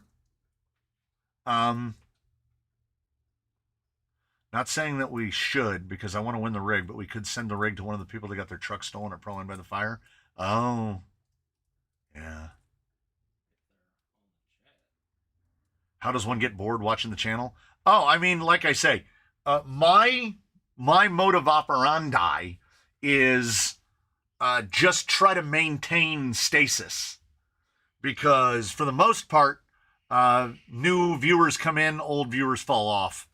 My view counts have been exceptionally consistent for about 2 years now. And in those 2 years, I've gained 5,000 members. Went from 7,000 to 12,000. No, not top fans. I need to click the dots. And then I need to click participants. And then I need to just scroll like this. And then we're going to see if this works. C, and then we're going to B. I mean, it's not terrible.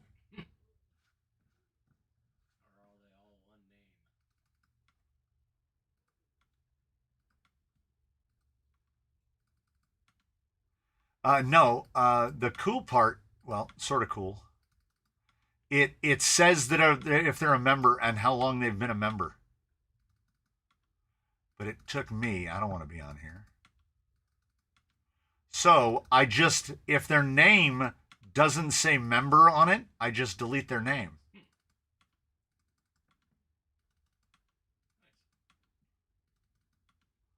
And I also learned right now, it doesn't matter how many spaces you have between the names.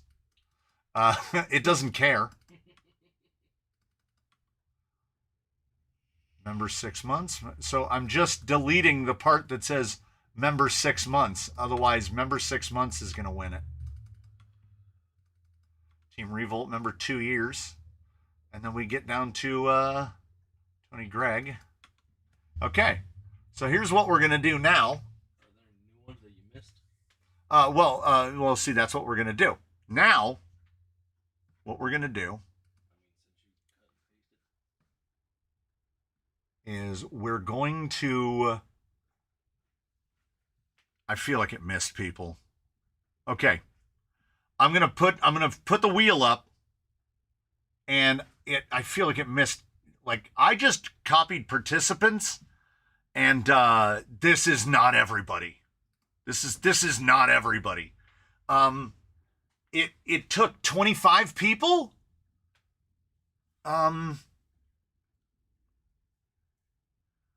So now,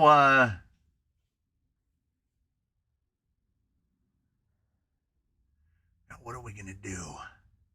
Because I know, do I see Chuck Hurley on there?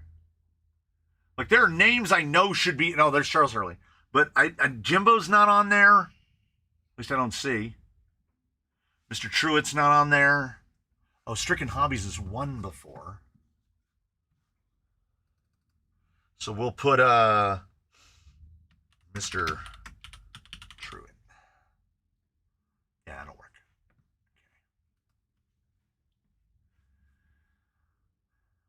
Okay.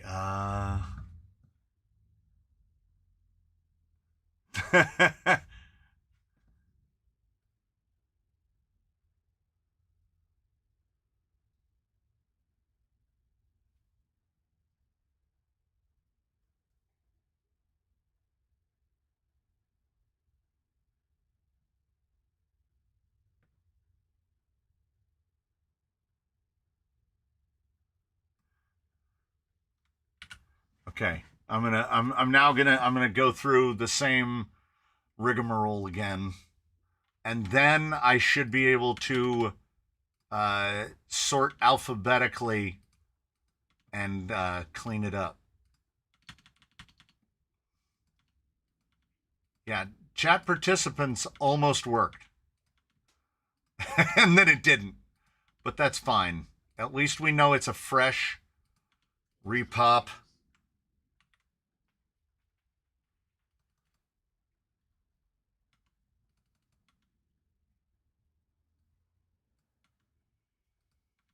Okay, it just added about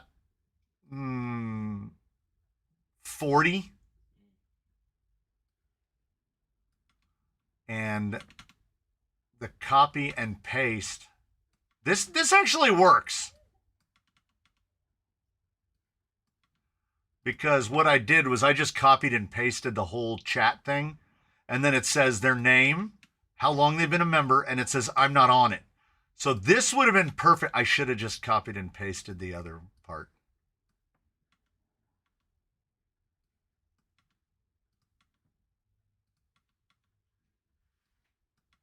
Okay, we're fixing it.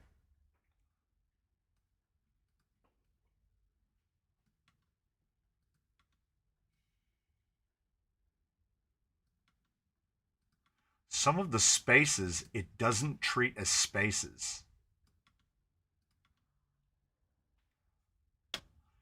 Spin the wheel and break the deal.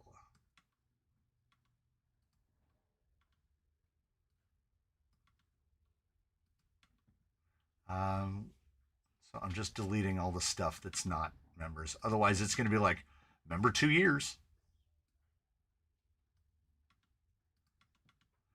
And then I'll have to go through real quick. And, oh, see, there's Bill Truitt.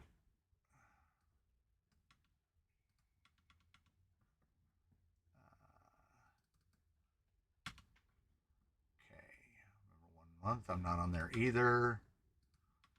Jaime. Michael Siatkovsky? Satkovsky?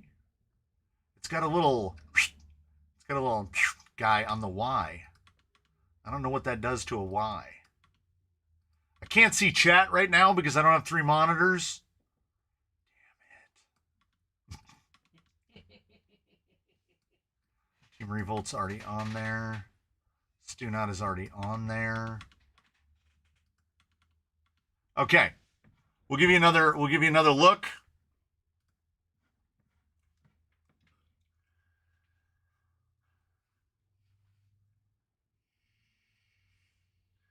So now, okay, so from fish, oh, it's already on the way. Watch this. Where is it? Sort alphabetically. Henry N. Yeah, take that. Who's laughing now? All right. So Sam Stevens just said, I see my name now, thank you. After that, if you are a member and you are not on the list, just say, like, I'm not on there.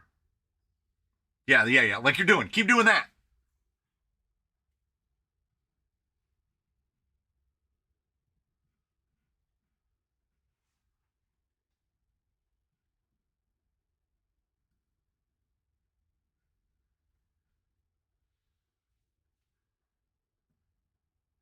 How did we not get... No, Corduroy Guy is on there. I can see your name.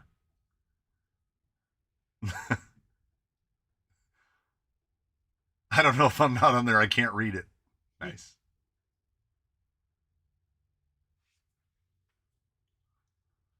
And Michael Trifry is right there. I can see your name on the wheel and on the list next to the wheel.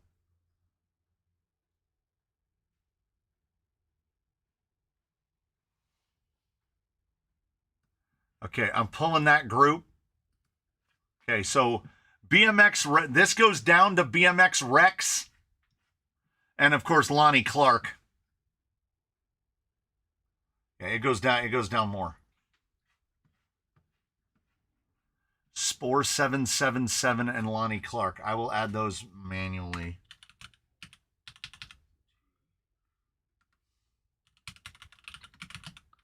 Because I hadn't copied them over. All right, Command V. I feel like we've done this exact thing. I'm having a real moment where I feel like we've done this exact thing before. Every time I give something away. Corduroy Guy is definitely on there. I'm not even... So just if it says member, I'm going to leave it, and then I'll sort it alphabetically, and we'll just delete duplicates.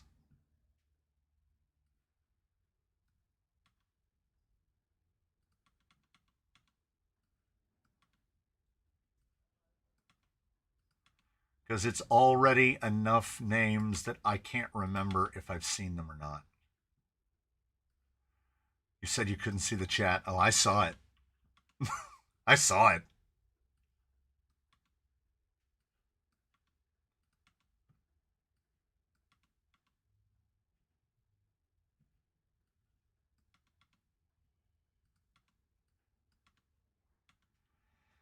If only I had 3 monitors.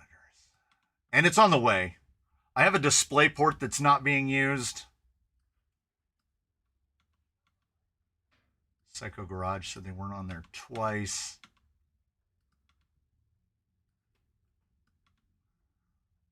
Corduroy Guy said for the 3rd time that he's not on there.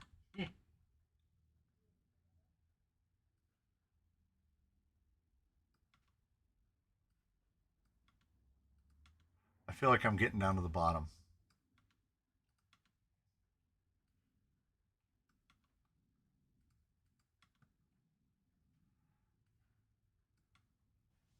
I also don't know if RC Jeep Guy's on there or not. Because there's too many things on the wheel.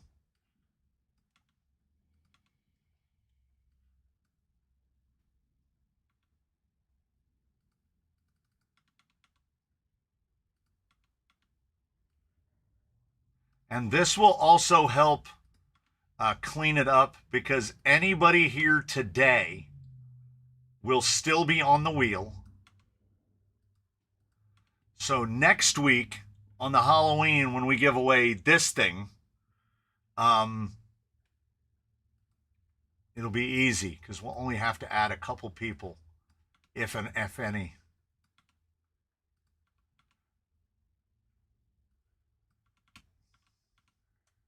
Okay, BMX Rex. I think that was the bottom, right? Yeah.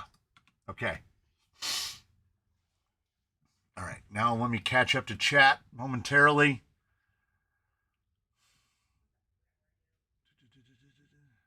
It's hard to read while spinning colors, I feel.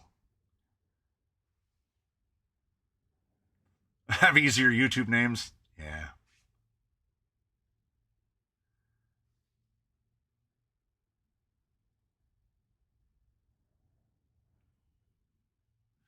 Okay, now I'm over here. I'm sorting alphabetically, and I'm going to delete duplicates. Canadian Yeti is on here twice.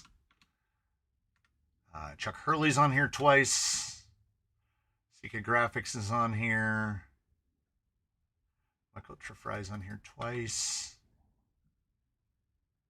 Roland Ritware is on here twice. Sam Stevens is twice. And I think that's it. Okay. So, here's what we're going to do. Can we start next week's a little early so us East Coasters can take the kiddos trick-or-treating? Oh, yeah. Today's giveaway is Scarlett, which has her own set of issues, which are soon to be someone else's problem. Okay, what I'm going to do is we'll go to the split, and I know it's a little tough to see, so I'll leave you looking at this here for a moment, and then we'll go like this. Okay, so Charles Hurley is now up at the top. There's got to be a way to export a member list. They have a thing called People that do that. And now we'll go down to about there. Now Jordan of Canada is up at the top. So it's in alphabetically. And if you see your name, then you are on the wheel. And then we will scroll down a little bit more to the end. And there's the end. The Auto Commuter up at the top. Yurkia 360 is down at the bottom. There are 70 entries on there, which seems about right.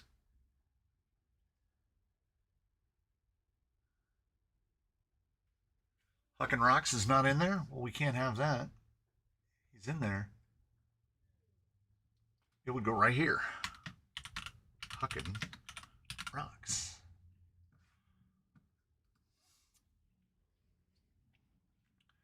How is JP Wirt still not on there?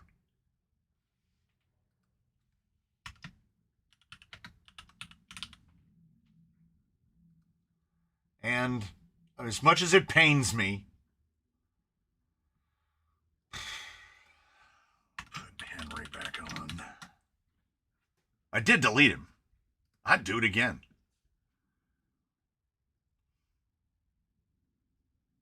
CK Graphics doesn't like the reduction in the odds now that it's 73 on there. Up from, yeah, so about half. About half. It's about right. And again, if you're not on, BMFRC is not on there. What are you doing? BMFRC.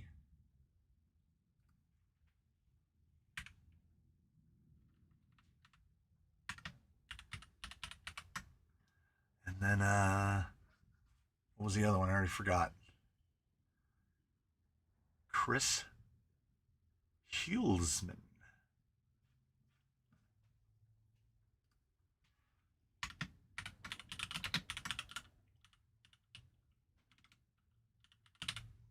That's close.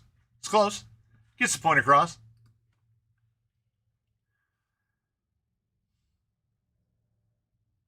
Eddie White and Nicholas Steffing. How is this happening?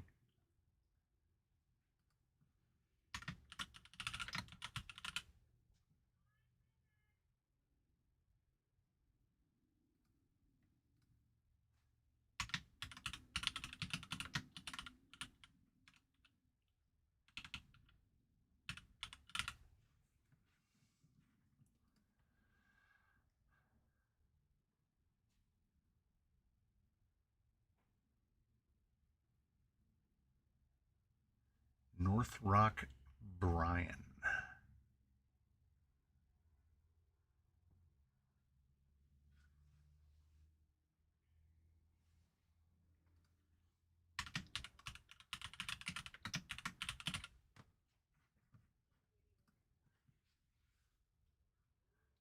Put Eddie White on there, didn't I? Yeah. Computers will save us time, they said. Eddie White, I'm looking right at your name. I'm looking right at it right there.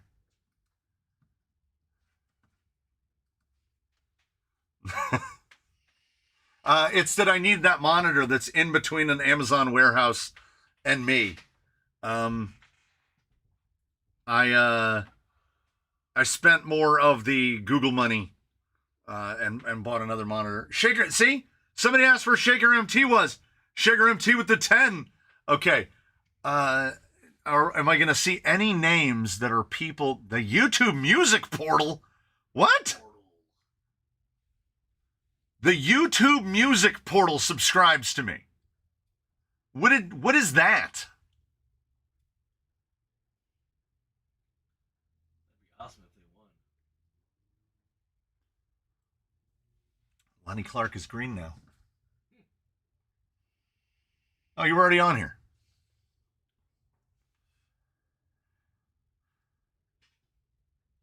With the AI slop bangers. The YouTube music portal. All right, so 78 on the list. Couldn't have waited 5 minutes. Yeah, but I don't know if any of those people are here. Like, I haven't seen any of those people say, hey, I'm here.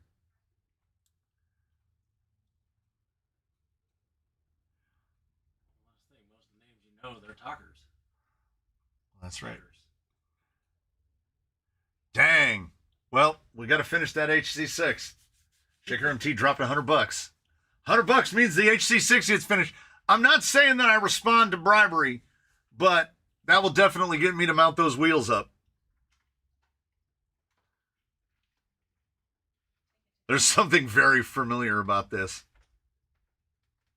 What in the hell is 285 quid in dollars? Like 350? Something like that? We were bringing her to be on camera. Oh. Give me this. How do I get it? So I have to go off the wheel for a second. It's a tiny lion. She's wearing her coat. She's only allowed outside. She has to wear this harness vest. Otherwise, she goes and she hides under things. She's like the reincarnated spirit of the Jeej. All she wants to do is cause trouble. But pretty mellow. I mean, pretty mellow. That's a tiny lion. She's like, nope. I'm not having any of that.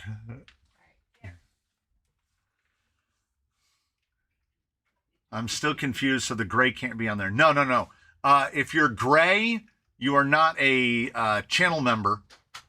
And if you are green and or blue, well, okay, if you have a little thing next to your name, a little star inside of a circle, then you are a member.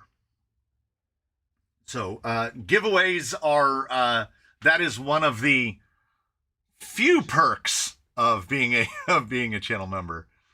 Yeah, I believe I added Shaker.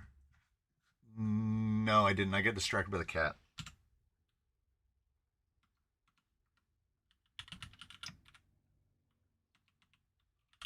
Yeah, he's on there now. All right. 285 Great British Pounds is $380. That's a lot of money. Okay. 79 on the wheel for the Scarlet. The gentleman that won the Chungus from last week says he's going to come out and get it, but I kind of haven't heard from him since. But that's, I mean, it's been a week, you know. It's not taking up that much space. So, is this a raffle for a Rosa Maria's burrito? I already ate one. Oh, yes, we got to do this quick before Hugo shows up. So we are going to go to the split screen. We're going to do the thing that we do, which is where we go shuffle. And then we'll just shuffle it X amount of times. Not that I'm sure that this matters. And then click to spin. How many spins do you think it will take before we give this away? And there it is. As Roland Whitwer said, send me some stickers, spin it again. We're not sending Scarlet to Switzerland. It would cost 1 million Swiss dollars to send that. So I don't know what they use there. Francs? Is that right? Before I spin this again, Roland, what money do you use? What is the currency of Switzerland? Am I remembering correctly that Roland actually lives in Switzerland? Or am I conflating people yet again? Because I might be conflating people yet again. This is why I don't want to be on the wheel. Too expensive. Yeah, Marco. If I remember, Marco is in Finland. Yeah, the Swiss franc. Look at that. I got it right. Not only did I remember that Roland lives in Switzerland, but I remembered that they use the franc. Imagine, look at that. He can remember things. And you have a frank. So we're gonna just close it. We're not gonna remove him, and then we're gonna shuffle, bang. I would take the over under on four spins, and RC Jeep guy. It's not a Jeep. It's an FJ45. I don't know how you feel about that.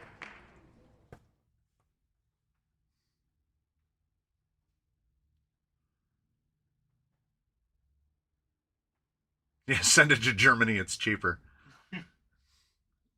It's the mountains, right? Is that the Switzerland? We're in the time frame where we're waiting for somebody to say, "Hey, that's me." I gotta RC Jeep guy just responds with, "Finally." Just responds with "finally." And then, as per the rules,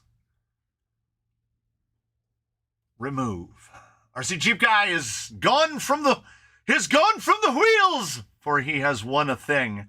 And you know the process and the procedure, I hopes, which is email to Crawler Canyon. Oh, that's the question. Mr. Scurvy needs an answer to the question. RC Jeep guy, do you have a YouTube channel? Because there are several people that believe that only YouTubers win things. The conspiracy. RC Jeeps aren't allowed to drive FJ40s. Maybe we're gonna convert him. Maybe he can be converted over, and the next time we see him, he'll be RCFJ guy.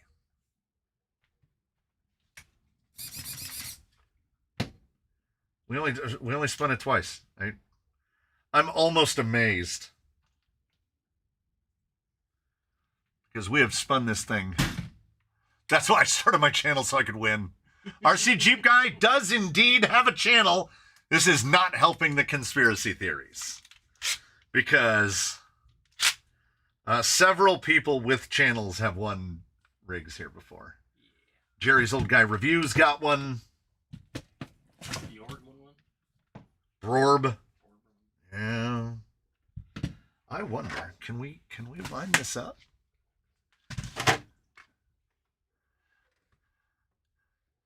I'm no YouTuber, by the way, but a man from the land of the Franks. Yeah. Sputtercrawl needs to start a channel now, yeah. Only spun it twice after 30 minutes of typing. It felt like more. Stunod, it's rigged! And I need to pin that.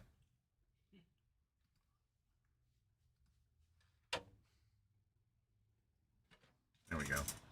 Yeah, but we can't say that it's rigged because I don't know RC Jeep guy. I believe I won the first giveaway with that month of giveaways that we started by. Wow. A fresh wheel of participants, a more target-rich environment. Yeah, that's true. That's right. Marcus Tibbetts got one, and he doesn't have a rig. He doesn't have a channel, and he won a rig. Yes. CK Graphics, yes. The wheel, I hope we don't have to add too many. Oh, this is unfortunate. This is deeply unfortunate. So that front body mount would go right about here, and that's right about the little zizzy guy at the base of the windshield.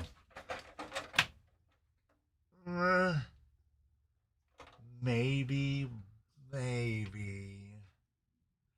But you know what I think might be better?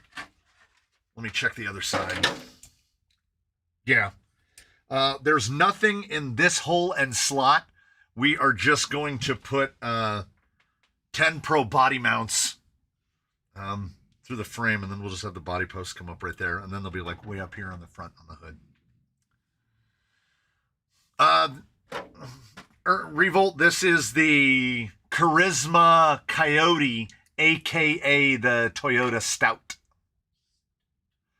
Mr. Hurley, you cannot claim that the wheels don't like you because didn't you get a G-Made Spider? I seem to remember. Like, are you going Miss Jackson on me? Like, what have you done for me lately? And that was the only body that I've painted Corsa Gray. You get the Corsa Gray body. I think you've done. I'm also building a rig of yours very slow, very, very slowly. And it will be done eventually. All good things in their own good time.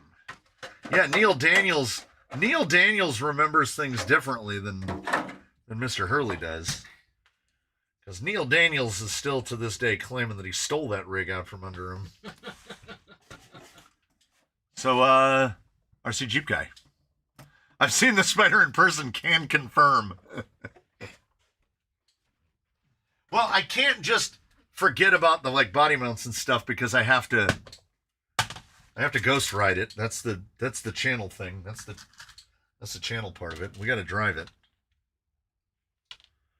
So I got to get the body on there somehow. I really wish that wheel was molded for a proper wheelbase. Yeah. I wouldn't be upset if the Coyote was. I just want somebody to make a stout. Well, let anybody make a 313 stout. But hey, in its place, Proline will sell you pre-painted power wagons. That's better. That's better than new bodies, right? We don't want anything new. We just want pre-painted power wagons, which has a nice alliterative P sound when you say it. Pre-painted power wagons. You know what the world might have enough of? Pre-painted power wagons. Pre-painted power wagons. I wonder, does anyone know? Can anybody come off the cuff? Do they know? Are any of the pre-painted power wagons pre-painted patinaed or pre-patinaed painted power wagons? So that they pre-painted the power wagons with patina on the outside? On the anterior of the body? That's the outside, right? Exterior, interior, anterior, posterior. Wait, the anterior is the front, right? Posterior is the back. Does that sound right? Maybe the pre-painted pickle power wagons. There you go. Pre-patina painted pickle polishing power wagons. I'm on board. Is this thing bent? I don't mean the chassis. I'm in a little bumper bit. Feels bent. So we're just gonna. What I like to do is I like to wait a few minutes, and then I like to look up at the diagnostics panel to see how many people left how many people just left as soon as I gave the thing away. The patina is included with FedEx shipping. Oh my God. My wife got a box that arrived from UPS. It looked like they slid it all the way here from where it was shipped. One side of the package looked like it got attacked by a cougar. Does that mean to be a second on YouTube search for my name? I don't get it. To be second on YouTube search for my name? What does that mean? The Stout was a short little truck. A pre-painted power wagon takes a lot less time than an hour. Yeah, but the pre-painted power wagon falls into the same category as why a pound of feathers is heavier than a pound of bricks. And people go, no, it isn't. And I say that it is because to get a pound of feathers, you have to carry with your conscience what you had to do to all those birds. So a pound of feathers is heavier, and a pre-painted pickle polishing power wagon is heavier because you have to carry with you the knowledge that you bought it and paid for it. But in one of their stock colors. But in one of their limited edition colors, so that you can be cool in limited edition like everybody else. The grand hope would be that you would be able to turn up to your local comp, and everybody in class 2 is running the exact same body in one of 4 Proline liveries. And I'd be like, it's just like going to the racetrack, only worse. Crawler Canyon is the second result when searching for RC Jeep Guy. Oh, neat.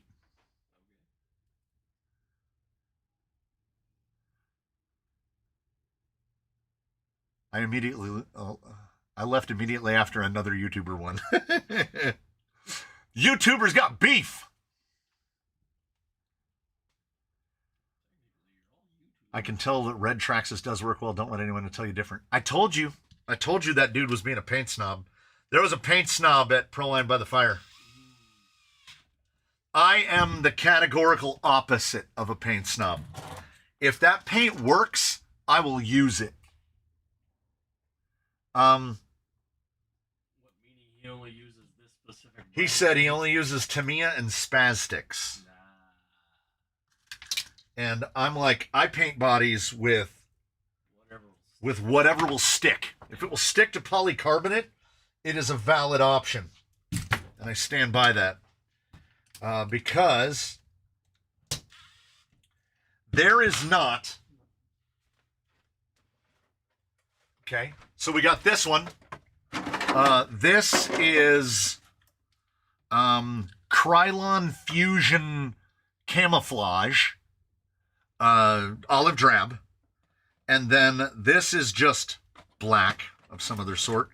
Painted on the inside with Duplicolor vinyl and fabric black. And then this is...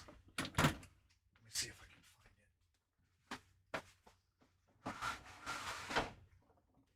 find it. I want to say... I think the roof is camel. Folk art camel. I painted it with a paintbrush. So that's the roof. There is no remote control or polycarbonate specific paints on this body whatsoever.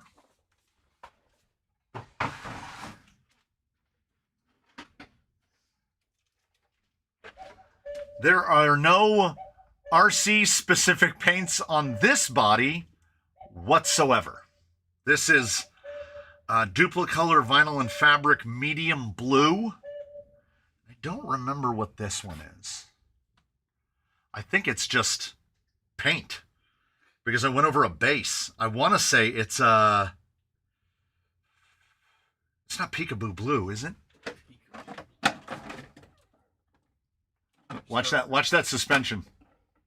Start writing the names of your paints and bodies. I need to start writing them on the insides. It's right here. Yeah. Krylon Color Max. Peekaboo blue. Once you go over it with clear, it really deadens the peekaboo blue down. Or, wait, possible, I might rescind it. It might be Bluebird. I don't know. It's one of them. But again, paint snobbing, 2 bodies, no polycarbonate paint. Let's add another one.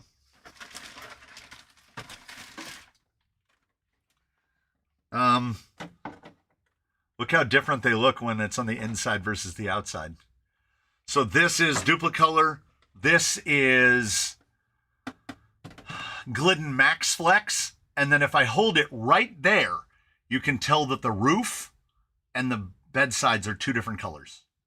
Because one of them is called like Suddenly Something, and the other one is called Brilliant Blue or something. When you see it from the side, they're a little harder to tell apart. But it is a tri-fade. And again, no polycarbonate paints at all.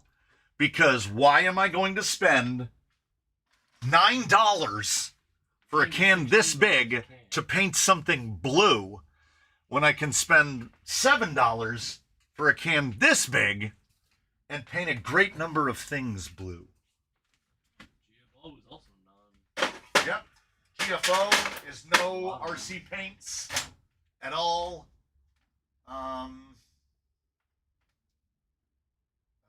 Diablo. Remember that's vinyl and fabric.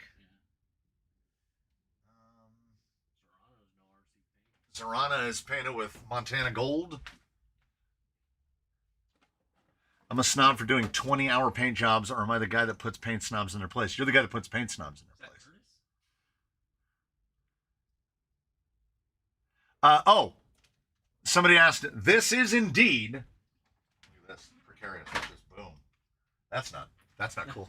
Okay, this is indeed the AliExpress cab, but this is the cage from the J45C. So this is the MST cage. And as you will notice, they basically bolt perfectly together. So it is my belief that this, the AliExpress one, is just the straight clone. And of course, we had to go our own way. So you got one little nut here on the front. For those unfamiliar, and then it just... And then its name is Scarlet because they're Scarlet. And it doesn't have a gearbox. I mean, I'm sure if you saw last week, you know. Yes, the cab is extremely thin. So this is a 1/4-inch ABS stiffener to bolt them to. And I mean, you can tell. Body's a little thin. Yes, this is the Who Crawler chassis. And then I Cobra fabled my own mounts so that the it doesn't have the stupid both sides, so that it just put them flat. And like they came out like perfectly matched to the body. And then that one thumb screw that comes off, and then the lid with the chair and Scarlet just lift off, and then you can put all of your receiver and everything inside the box.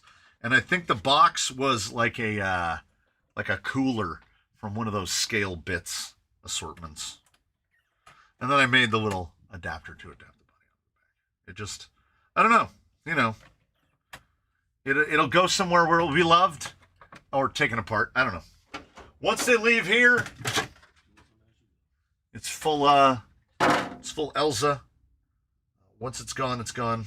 What was I doing? I don't know. Ambling and rambling. Ambling and rambling. Oh, you took it down? You wanted to just launch off the top of the tower? No. Sounds like someone's coming to pick it up. Yeah, I don't know when. Eventually. Someone will come and pick it up eventually. Well, you'd have to fix it before you get it. Yeah, the MST cab. Yeah, MST bodies are nice. But the J45C just popped back up on A-Main after showing as discontinued for some time. $117. Oh, man. I was going to tell you a joke about a vegetarian girl, but you probably never heard of her before. That's pretty good. I have a buddy that we like to trade those things back and forth.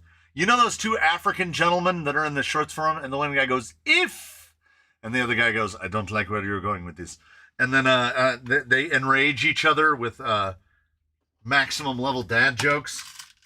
I like to do that to him as often as possible. He's brought it on himself. Herbivore is pretty good. How many sets of Mias nylons do you think have been sent to the canyon? Sent to, or just been here in general? Because I think I'm running 5 sets, 6 sets. We're at least half a dozen. Could I get some Crawler Canyon stickers when I come to the canyon? As many as you want. And I still have plenty of these. I have way more than this small number. And I've got stickers, and I've got... Did anyone print up those pickle polishing stickers? I've got big stickers. They did. Did you want a big one? Yes, I have them in a drawer right over there. I've been sending them out to people. Oh, and if you request stickers in reasonable proximity to what is happening right now, MKRC, the 3D print guy, is also sticker guy. I'm throwing those in there with the stickers, so you get the OG holograph. Throw it on the back window, pickle polisher, and then the 4-wheel pickle with the ribs strapped around it, which is genuinely concerning. You should have walked by the booths at the last event and just kind of sprinkled your stuff about their stuff to see who would notice. Yeah, yeah. So yeah, I've been sending out those with all of the little plaques and the other Canyon stickers as I send stuff out.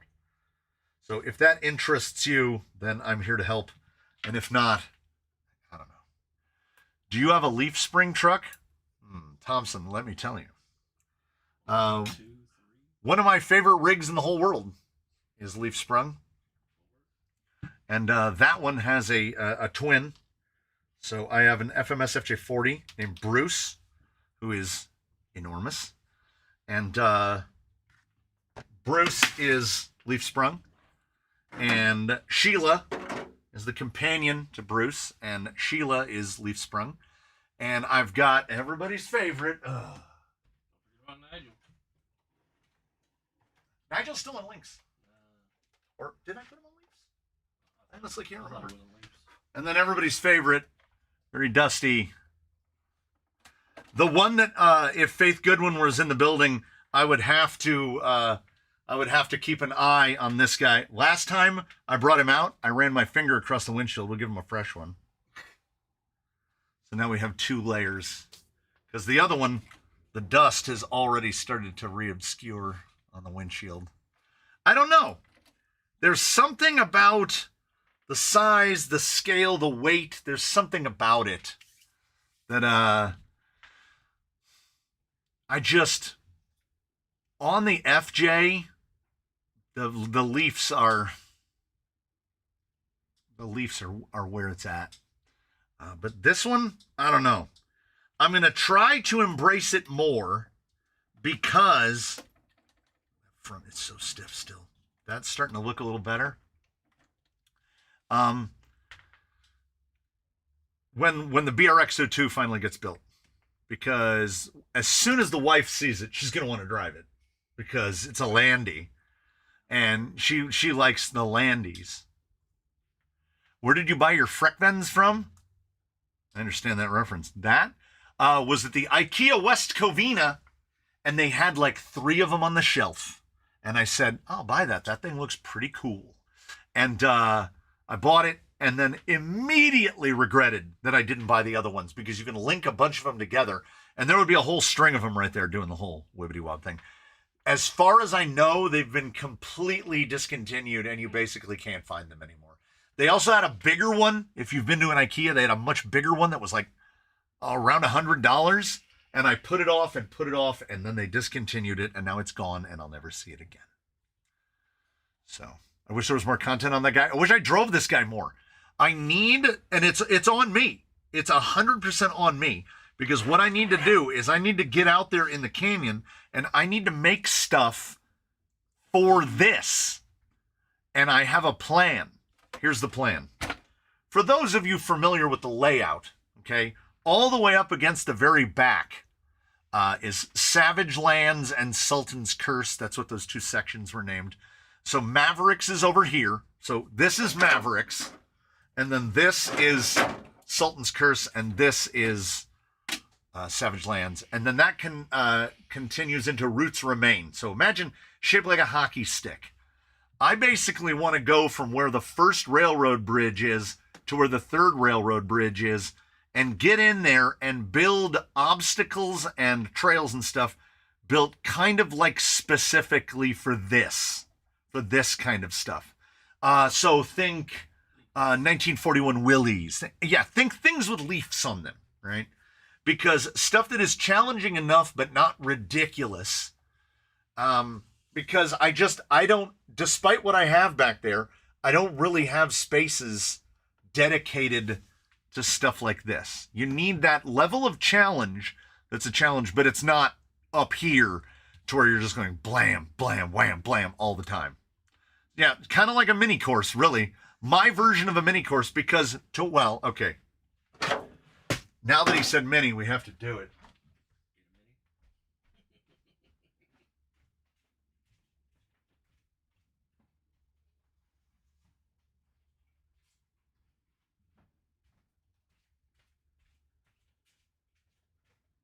So, I thought I didn't like class ones until I realized that I do like class ones. It just has to be class ones that are appropriate. So to me, this is a mini because this is a class one to me. It's too small. It's too small to even be his son. Bruce's antenna is above his roof. This is class one to me. Because him being 1/7 scale, he'd be running, if this was blown up to a full-size vehicle, he'd be running like 35-inch tires on 14-inch wheels. Like, look how small that wheel looks. That wheel looks huge because they're both running 1.9s. So my UDR is class one, basically. Yeah. Tiny tires, terrible ground clearance. Have you ever priced the cost of boulders? Yes. Rocks, for those unaware, are incredibly expensive. If you want a rock about the size of Bruce, it would be like $80 just to buy that rock. A rock, like a rock, like that would take this whole area up, $200 to $300. It's crazy. Which is why I am so lucky and thankful to have gotten the rocks that I got for free. Did I almost just do a J-Lo lyric? Let me tell you about the rocks that I got. So, yeah. Out back, I don't really have anything for this, nor do I have anything for that. Bruce won't fit through any of the bridges. None of them. Because when I built the bridges, I built them 2 feet tall. I built them 1 foot tall and like 16 inches wide. Bruce is not fitting the vertical on that. He is, he's 14 inches tall to the top of his little horns and 16 inches tall to the top of his antenna. So 400 plus millimeters tall. I was hoping to catch you at Proline, but I was suffering from a bit of sensory overload. Although my head might have exploded if I was to put face to the voice. It's not as big of a, it's not like the case in Pulp Fiction. It's nothing like that. If anything, it would be a letdown. Yeah, you buy, but wow. Ed Scrivener is really showing us how British he is. He said, boss down by the wagon load. We get them in containers, which go on the back of trucks that carry containers. But yes, it is more reasonable to buy a whole container. But to get a full container, I think Eddie said like $1,300 or $1,500 for a container of mixed rock. And I wouldn't even mind like riprap. That's a lot of rock. Yeah, like 9 cubic yards of rock is a lot. Until you start building obstacles with it. Most obstacle groups out back have 2 containers in them. So 18 cubic yards of material, which seems like a lot until you try to make an obstacle that's 40 feet long. Did I miss his question? I definitely did. It's long gone. I use my trailers to haul rocks home for free. I would do that.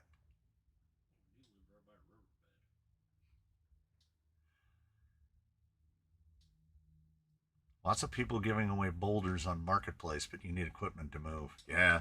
I saw one where a guy was renovating a house, and he had to have a rock moved, and they had to bring in one of those cranes. Like the giant crane. Like the rock must have weighed 10,000 plus pounds. I'm guessing a lot of the canyon was free from construction demolition. Virtually all of the canyon is construction demo. Yeah, except for all the mortar and concrete and stuff I've had to buy.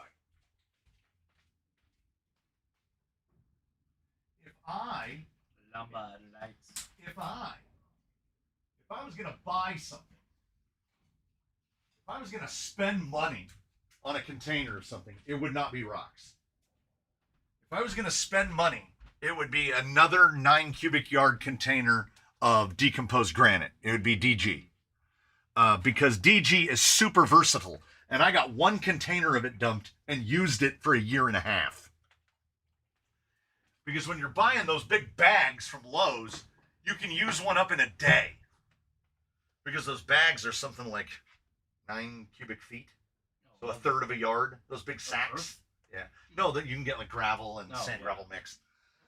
9 cubic feet you can use in a couple of hours. Because that's a third of a yard. So one of those containers is 27 of those Lowe's bags.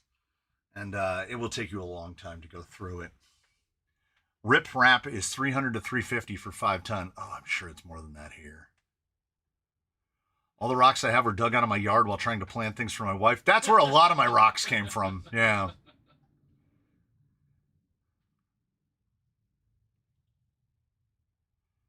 I tagged you in Discord about forward motor mount versus traditional for the Stealth X setup. Can you recommend one way or the other and explain why? So motor for, and I'm assuming when you say motor forward, you mean like the motor flip, like JP Wirt's motor flip for the Stealth X, and or like what's on the Comp Fox, which is stunningly similar to the one that Mr. Wirt made, versus just the conventional placement. It's how much do you value that fore to aft weight distribution? You know, I don't like performance wise. I think a lot of it is clearance based. I don't know how much performance advantage we're getting by moving the motor forward. Now with a Fusion, it is moving the motor forward a lot, but typically I think it's more for clearances overall. Like the motor won't fit in the conventional location because of links or whatever. Steven Turner with the 20. 20 is a lot. 20 is a lot. Neil Daniels, I bought an FS Suzuki Jimny. I've de-leafed it. Do you want the leaf, axles, wheels, and electronics? Oh, I will take the leafs 100%. I would definitely take the leafs because Bruce and Sheila wear leafs out, and I keep having to add leafs to their stacks. I'm trying to count the 20 with a Fusion. Like, it won't be a disadvantage. It as long as it's not getting in the way of links and stuff like that. I can't think of, off the top of my head, I can't think of any instance where I'm like, the only way this is going to fit is forward motor. But I'm not averse to forward motor.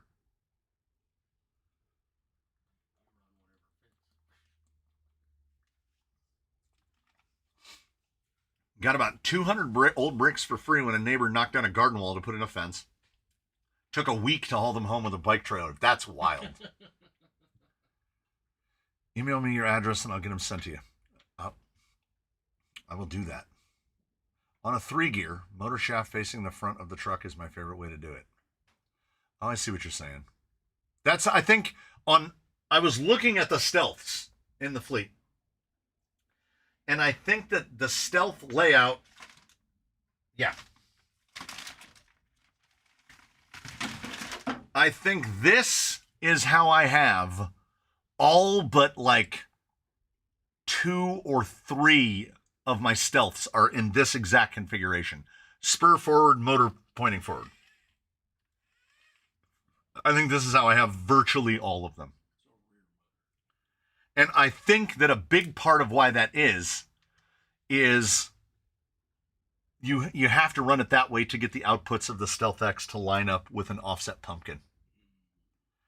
And I think Element does it the other way. Element has its spur to the back because they're running center pumpkin axles. So when it's flipped around, it just puts everything in a straight line down the middle. So it's that I keep outfitting everything. Did somebody ask a question before the big 20 dropped? Did somebody ask a question about Mias Nylon Straits? If you did, ask me again. Actually, I got to actually make my course. I have large single rocks I can go on or hike up to places. What grit would you say the Canyon is? Eh, I would, yeah, 80 to 100 is probably a decent bet. Slick rock, I would say, is probably in the like 120 to 150 range. And I frequently refer to the rocks at Horseman's as 12 grit because that's what they feel like. Because it's all decomposed granite. It's like, because it's even grippier than sandstone, because sandstone is stone made of sand, but DG, each little nugget of rock that the whole rock is made out of is about the size of. Does everybody know what a tic tac is? Half a tic tac? Like half a tic tac. Like they're big, and they're all. I'm trying to remember back to my very short time as a geologist. Like the crystalline structure of it, they're almost like cubes. So no matter what way they orient themselves on the greater rock, the way the minerals are oriented, there's always something sharp. So they're just the grippiest rocks that there are. That's how I planned on doing, but I didn't know if there was much of a benefit of swapping. If I can be lazy and keep it that way, then great. The only advantage would be, I would say, is if you can flip the motor around forward, it's kind of a halfway to an FMM situation where you're trying to move that weight forward. And I don't know if it'll move it any lower, but you can put all of your stuff in the spot where the motor used to be. So in the conventional spot for the motor, you can put like your receiver box and put your electronics in there. Or if you're running a battery like an 850, you can put the battery where the motor used to be. So get your battery really low. I mean, it's all trade-offs. You have granite with porous inclusions. The granite here is solid and mostly smooth. Yes, that is because of the age of our mountains and the way that they were built by tectonic plates smashing into each other. The granite is what they call it's decomposing. It's all falling apart. It is not correctly consolidated. So nobody's making countertops out of the granite that's up here because the granite's all crumbling apart. And as half a tic tac is huge in scale. Yeah, half a tic tac's pretty big. Roland Woodward's heading to bed because in Switzerland it's like tomorrow. Local beach has some amazing grippy rock, but nightmare with the salt water. Ugh. No, we got pretty good retention following the spin. We lost about maybe 20, but it says for me concurrent viewers 146. 146 is pretty good. Yeah, MKRC, we gave away Scarlet. It went to RC Jeep Guy. Reload does things. Popping in to say, thanks to Steve for the gifted. I'm without a job, so I can't be subbed so much of futuration. Hey, look at that. People helping people.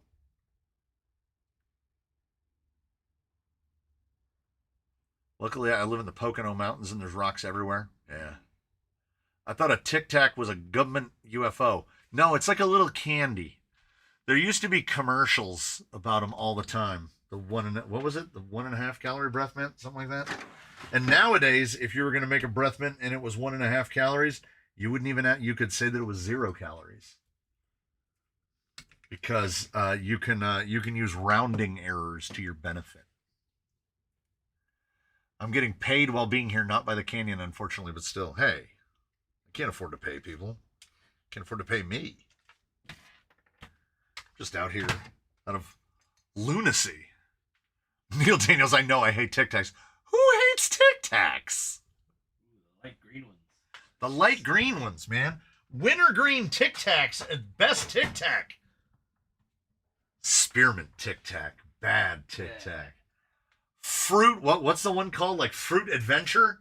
Fruit Adventure Tic Tacs are disgusting because one of the Tic Tacs is frickin' dragon fruit flavor, which is wild. You've got like orange, cherry, I think one of them is green apple, and then they throw a dragon fruit at you, and you're like, your brain is like, what is this flavor? But actual dragon fruit really doesn't have much flavor. I thought it was guava, and then I read the back of the thing, because it just tastes weird. Anyway, orange is great. Just orange ones. The orange Tic Tacs will give you a tummy ache because you won't realize how many of them you've eaten. And then you realize you've eaten the whole 200 pack of Tic Tacs. And you're like, geez, even based on the no-calorie thing, I think I'm messing myself up right now. Orange Tic Tacs are the bestest. Didn't I see on the internet that fruit stripe gum has been discontinued? Wow. That they're not making fruit stripe gum anymore? When I was a kid, we used Tic Tacs as ammo for catapults and blowpipes. Nice. Did any of your Mia straight axles show up with no grease? Not that I'm aware of. What was the axle I just worked on? What was the last axle I just put in something? Yes? The one right in front of you. What was I doing? I was working on an axle last week. Was it last week? That had more grease. Oh, no. It was the BRX 90s. The BRX 90s had more grease than I've ever seen in an axle. Like an unbelievable quantity of grease. I'm gonna do a mindless thing. Don't mind me. The last Tic Tacs I bought were for a 3D printed Tic Tac gun. Yeah. You wouldn't believe the glee we felt when we found out that amazing gobstoppers would fit down the barrels of paintball guns. So it's not altogether surprising. I mean, the amount of grease that shows the amount of grease that shows up in any given axle varies wildly. I just got a thing after you're saying error after I typed that gun thing. Oh, you can't say you can't type gun. Just like you can't type, what is it, kill? Huh. They always type like unalive. Oh, that's gross. I'm gonna unalive you. I'm gonna unalive you. It's gross. Like the notion that if we use some slightly different term, it's gonna I don't know, pew pew is what they call guns. Yes. I find it offensive. Well, I mean, look at the radio. You couldn't even say J. They had to switch it to L's and different letters. Yeah, you couldn't say smoking a J on the radio. There is a puritanical streak that someone is keeping alive. But think of the children. Think of the children. Did someone say Kraft cheesy Tic Tacs? When I was 8, I made a diorama with Tic Tacs painted camouflage with guns surrounding a building. It was named Tic Tac Tactics. That's pretty good. That's pretty good. Yeah, 1984 Newspeak. We'll just make a new. We'll just think of different ways to say it. It'll still be the same terrible things. I mean, we don't get political, but it still ruffles whenever they the unhoused instead of homeless, and I'm like, you realize it means the same thing. It means the same thing. Except for what is it? Are we going back to the poetry? A house is not a home. Right? There's a difference. So they're just unhoused. They're not homeless. They're not missing all the great things of being at home. They're just missing the shelter of a house. Like what difference? What difference does it make? Oh, what color is the Tic Tac truck going to be? It's going to be the color of a. This isn't a Tic Tac truck. This is a candy corn. So it's going to be the colors of a candy corn. Candy corn is disgusting. And anybody that tries to convince me that candy corn are good... Instant ban. at the very least has sociopathic tendencies. Like I would be concerned. Not my favorite candy, but I'll eat 'em. Well, also, here's the thing. I am, and this is so simple. No. I don't know how we got started talking about Tic Tacs. No, this is candy corn, aka edible wax. Talking about granite rocks and Tic Tacs. Yes, unfortunately, Mr. Sputtercrawler, I did see the short where they were making candy corn bratwurst, and I can't unsee it. Because that's one of the worst things I can imagine. Candy corn is good, so is black licorice. There you go. We found him, guys. I enjoy black licorice. We found him, guys. I'm not saying that he has killed a sorority co-ed, but he's at least thought about it. Because candy corn and black licorice can go away. Here's the thing. People out isn't candy corn just for decoration. Yes. You just fill a bowl with it. No one wants to eat. Outside of this country, there seems to be a lot of people around the world that truly enjoy black licorice. Yeah. The Australians appear to love it. What is it? Black wallaby? We know those Scandinavians, weirdos. That's what happens when there's so much snow. They can't get enough. They want their black licorice even blacker and more licorice-er. I absolutely do not. But I would like to make it clear for no reason. I don't like. Okay, so licorice, right? So you know the texture of licorice, right? I don't care for it. And the same goes for jelly beans. And a candy corn is just a perverse jelly bean. Like it's a jelly bean that went really bad. So where candy corn truly excels is texturally. I do not care for jelly beans. So I don't eat jelly beans. But a candy corn tastes disgusting. So now you have the textural issue of a jelly bean and the disgusting flavor of a candy corn, and you've truly done something unthinkable. I am a candy corns are communist jelly beans. My wife would agree that the Starburst jelly beans are really good. The problem with candy corn is that they're never fresh.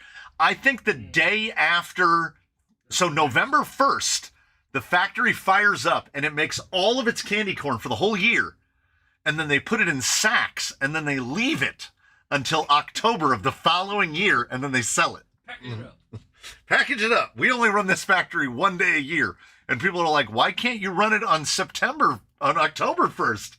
Nope, this is the way we do it. October 1st, we make all the candy corn. So my kids, both my kid, my eldest loves Swedish fish. And my youngest is licorice and Starburst. And they ate so many gummies, they gave themselves TMJ. So they can't really have gummies anymore. And my wife loves gummy. I do not like gummy at all. Chocolate and hard candy, end of list. He says I'm wrong. They make the candy corn for the whole decade. Once every 10 years, on the first November 1st of the decade, they produce all of the candy corn. Don't say pulver. For the coffee drink. Hey, I'm going to have one real soon. Candy corn because toothpaste flavored candles weren't festive enough. My wife likes candy corn and those pumpkins. Ugh. How do I feel about Peeps? I don't have a problem with Peeps, except for the fact that outside of a cookie called the pinwheel, I don't really care for marshmallows. Like, I've never in my life craved marshmallow. Ever. And even if they're warmed up in dungarees? Not even if they're warmed up in the pocket of my grand uncle's dungarees.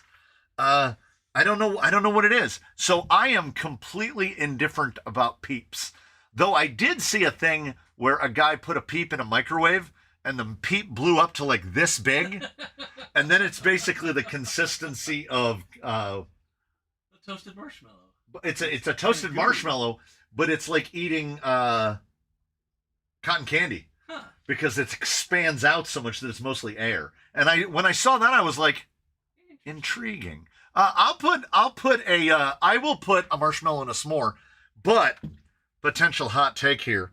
I agree with the somewhat vocal minority that claims that s'mores are overrated. Conan O'Brien has a great rant about how s'mores are overrated, and I do not disagree. I think s'mores are overrated.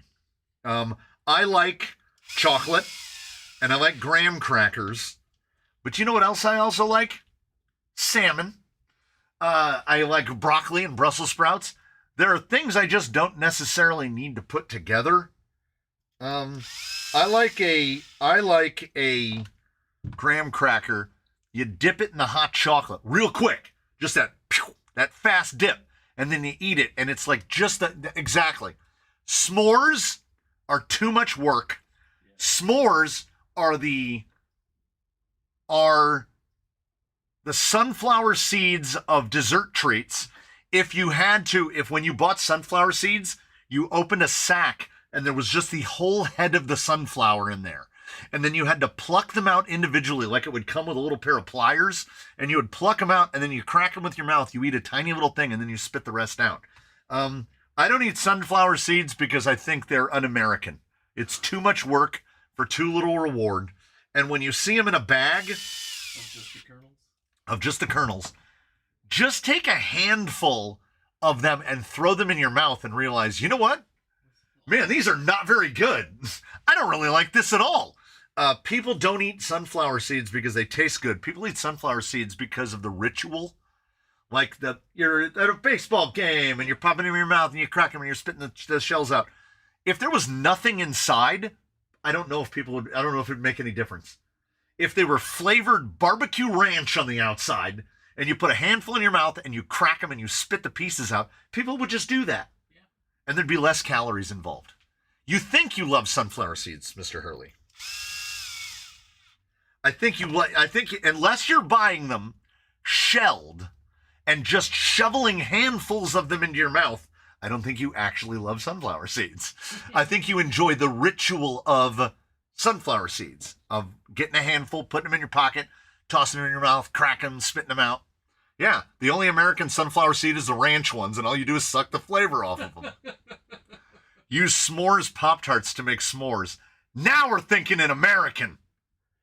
Get 2 s'mores Pop-Tarts, an entire Hershey bar, and those giant marshmallow discs that they make now, and just smash that business together. Now we're talking. Now it's worth the effort because that's probably like 1,400 calories to eat one of them. And with that, I'm on board. Pumpkin seeds. Wife insists we need to bake them when we carve, and they sit in a bag for a week and I throw them out. Let's ditch the middleman and throw them out now.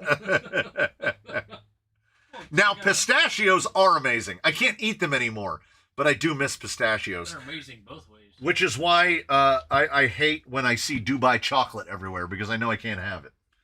Because it's just chocolate littered with pistachios. But I can't have baklava anymore either, because it's riddled with nuts. Nothing better than a tuna shake like Marcus Rule.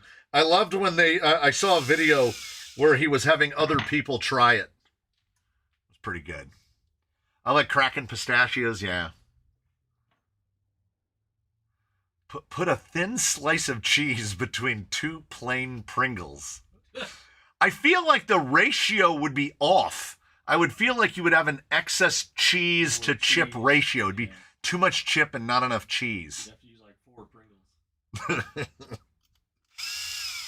This sounds a little bit like This sounds like half Jerry Seinfeld and half Bill Burr. Why do most American holidays involve us bringing dead shit into the house and leaving it set up for months on end? Because because we borrowed it all from the pagans. So blame the people that borrowed it from the pagans. I get the sunflower seeds that are pre-shelled. They're just a device to carry salt. I mean, you can just get one of those deer licks. Which, come on, show of hands. Who's licked a deer lick? I totally have. You want to know why I licked a deer lick? When I worked at Pizza Hut, so many moons ago, we used to have these little trays, little foil trays with that cardboard lid, and you crimp the edges down over it. And we used to get something in those trays. I cannot for the life of me remember what it was. But we were taking them out of the boxes, and one of those foil trays was extraordinarily heavy compared to the other trays, right? So we open it up, and it has the Pizza Hut logo on the outside of the cardboard. And then on the other side of the cardboard, there's the picture of a deer. And that entire container was just full of like a dark brown salt. Because it was a salt lick. And I assume there was a flavor to it other than salt, which is why it was dark brown. But something at the packaging facility had gotten mixed up. Like we got seasoning in it. Like there should have been like oregano or something in it, right? So everybody in that building probably licked that salt lick because we wanted to find out how salty is it. Yeah. Oh, it's unbelievable. It's unbelievable. It's almost so salty that your brain just shuts off, where your brain and your tongue go, can't taste anything anymore. It's done. You just put electricity into your mouth, and all of your, you don't have enough taste buds to taste how salty that is. I don't know how you keep up with the chat and continue to work on your rigs. There's no such thing as multitasking. He's missed some comments and questions. I miss a couple comments now and again. They make deer licks for people. We have one in the house. I've licked that too. We have a one of those Himalayan salt lamps. I've licked it. Everybody's licked the Himalayan salt lamp. Mega salty is far worse than mega sour. I kind of agree.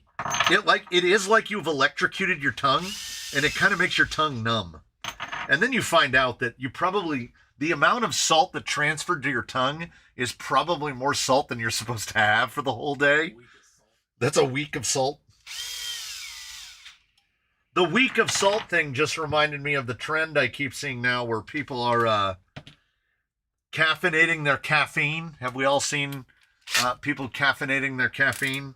Where they take cold brew, like the pre-made cold brew, and then they pour a Monster into it.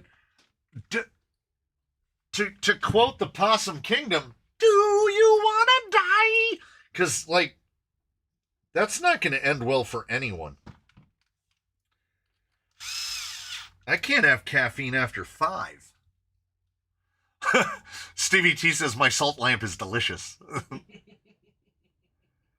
I ordered a 2-pound bag of just the marshmallows from Lucky Charms cereal to make milkshakes with. Huh. Whoa. Oh, yeah. From those, like, suppliers, you can buy anything. Huh. Just massive bulk bags. Red Bull instead of water into the coffee pot, and now I can smell the color 9. Oh, Chris Barcheck's heading out. We will see you in the next one. And by the next one, I mean the videos that I'm filming tomorrow morning.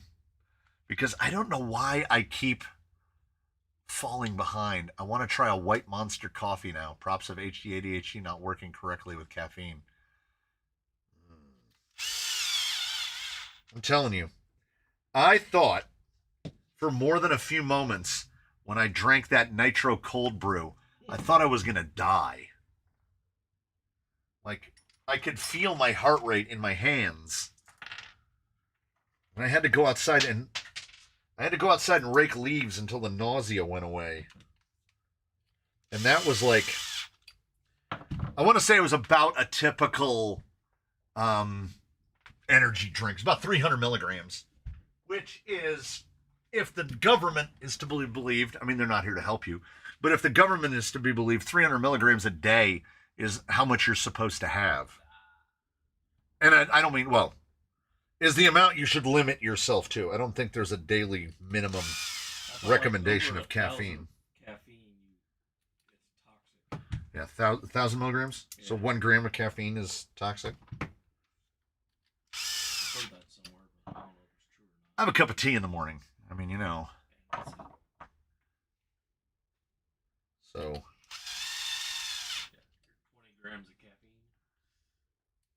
I just saw it happen for the first time. And now I know why there's always wet spots on the counter up here.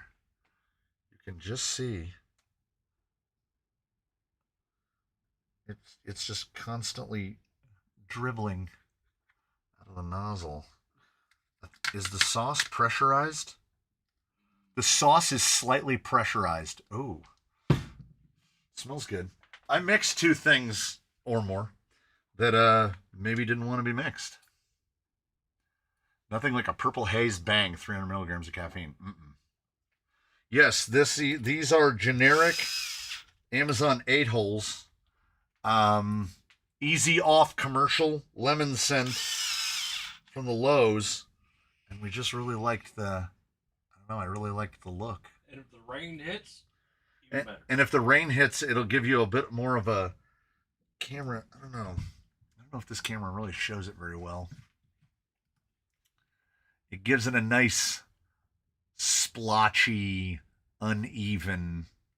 Yeah, they were gold-ish, gold orange. Good old Easy Off. If anybody tries to tell you that Easy Off won't take off anodization, boy, will it. Be careful mentioning wet spots. Yeah. I'm glad that the wife made me stick googly eyes on the computer. He seems more friendly now. Yeah. Okay, seriously.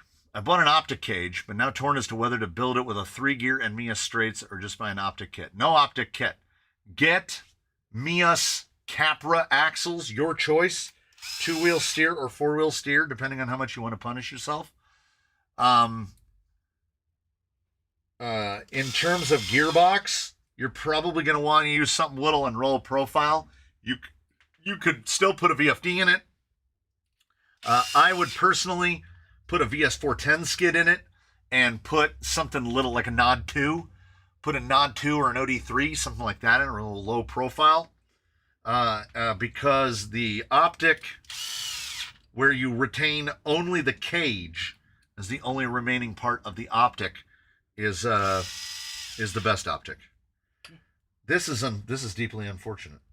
I mean, I got to open the other bag anyway, but this is still unfortunate that the one bag of hardware, and this is how I don't know how these companies stay in business, other than that the screws cost less than a penny, is this set of wheels came with 2 bags of hardware, and 1 bag of hardware was like almost enough to finish all 4 wheels. Optic cage, Artful Dodger skid with LCG motor mount, Stealth X and Inshore axles. The only part I would change is the Mias axles. Mias nylon, Mias Capra 4-wheel steer is what I went with. It lines up perfectly. Gotta be back on 2. You know what? Looking at the time, it's about that time. I've got to. I think I'll get these wheels mounted. We can actually make it move under its own power, with no suspension. Yeah. So whatever you do with your optic cage, just please don't put optic axles under it because they're kind of the worst ones to put under it. Vanquish with the H10 kind of did. They pulled an axial move there. I will die on the hill that the worst axle for a Capra are the stock ones that come from axial. Is the advantage of offset front Capra axles, I assume slightly more clearance, outweigh the advantage of having...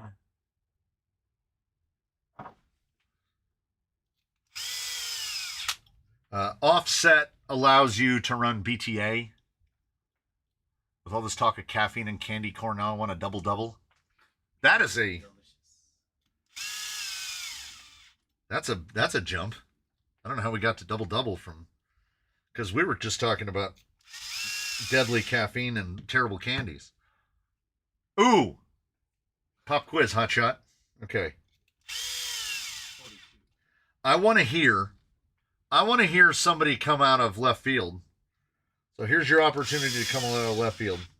What is the candy that you think is the worst? I don't care if it's a genre. I don't care if it's a specific candy bar. Candy bar. Like if somebody told me they didn't like a Mounds candy bar, I would be like, I get it. It's fine. Yeah. It's a log of coconut with dark chocolate on the outside. That is definite. Oh, RC Maniac strong. Circus peanuts are disgusting. Now see, Tony Gregg with Nerds. Nerds are fine. Nerds are just little candied sugar blobs. Black licorice, Smarties, Guy 307 with butterscotch. Now see, BMX Ricks, I don't know what a cherry mountain bar is, or do I? Black licorice is going to come up a lot. Because black licorice is such a strong flavor. I bet that there is a definitive overlap. People that like dark chocolate probably also like a bunch of other peanut brittle. Any of the candies that come in the pre-made gingerbread house kits? Oh, I don't think that stuff is supposed to be eaten. I think that stuff is pure. That is structural candy. Oh, black jelly beans. I don't even like the smell of black jelly beans. I love black licorice. Yeah, but they aren't really. They're licorice flavored. They're not actually licorice. Am I also the only person, or am I alone or together in that for me, I do 3 syllables for licorice? Yeah, I know a lot of people are licorice, but I have to say it licorice because I don't like it. Sour fruit by the foot, way too much sugar. The hard candies old people have in their pocket with no wrapper. I mean, yeah. RC Zilla, strong brother. I also believe that pumpkin pie is the worst of pies. Delicious. Pumpkin pie is the worst pie. And I don't care that we're in pie season. I said it and I'll say it. Oh, Stricken Hobbies says Swedish Fish are the worst. The candies on decorated birthday cakes. Ugh. They're always so dry. Aside from peanut brittle and Nerds. Yeah, see, you're allowed to hate Twizzlers. Oh, RC Jeep Guy hates Whorehound. I get it. My kid loves those. They will eat a whole bag of those Whorehound candies. Those sanded drops that you can get in the checkout line at the Hobby Lobby. They're like old-timey candies. You know, along with your blackjack chewing gum and other things from the older times. Well, blackjack again, black licorice. I just don't say licorice because I don't like it. It's not a candy bar, but goat stew is not good. Is there a candy? If there is a candy with Vegemite, it's that. Licorice is actually 1 syllable. It's pronounced no. No, man. Okay. As far as the quills go, Dayquil is the worst of the quills. I just drank some like a week ago. Ugh. No, some cough syrups give you a warm, fuzzy feeling in your belly. But whatever the traditional daytime flavor of Dayquil is, ugh. Bill Truitt has never eaten pumpkin pie in his life. You're not missing out.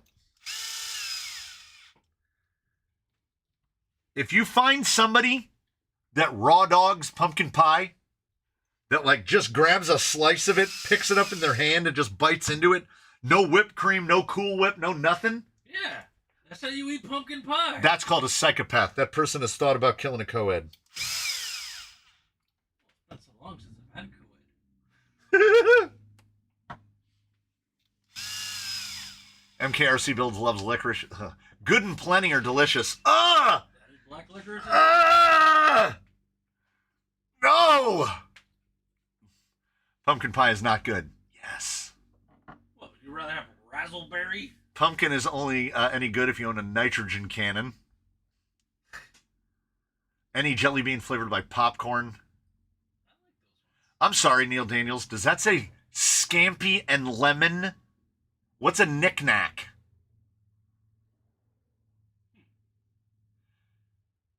Chocolate cream pie. Anyone else love pudding and a big-ass graham cracker? I do. Sounds good. French silk pie is one of the best pies there is. You know why? The worst French silk pie you've ever had? Pretty good. Pretty good. I believe the Brendan Lee Mulligan statement about pie, that all pie is pretty good, but cake is where it really gets good. Like, you can have a truly amazing cake and you're going to have a truly terrible cake. I mean, there's a little brand, I don't know if it's local to Southern California, called Father's Table. Worst pie you've ever had. Worst dessert you've ever had. And then we have a local supermarket chain here called Stater Brothers, and they have an in-store brand called Craven, and that's CRAV''N, Craven. Nothing they make is remotely good. It's absolutely disgusting. We said they can't mess up pizza, right? And we bought a couple Craven pizzas. No, they can mess up pizza. They can mess up ice cream. They can mess up pie. Some of their appetizers aren't bad. I guess that makes me a psychopath, but I don't think about murdering a co-ed, though. I mean, it might present itself in different forms, but we all have cause for concern. I'm going to have to Google knickknacks. Carrot cake? You shut your mouth. A carrot cake made properly, meaning no goddamn walnuts in it, is amazing. Only pie I like is a true pizza pie.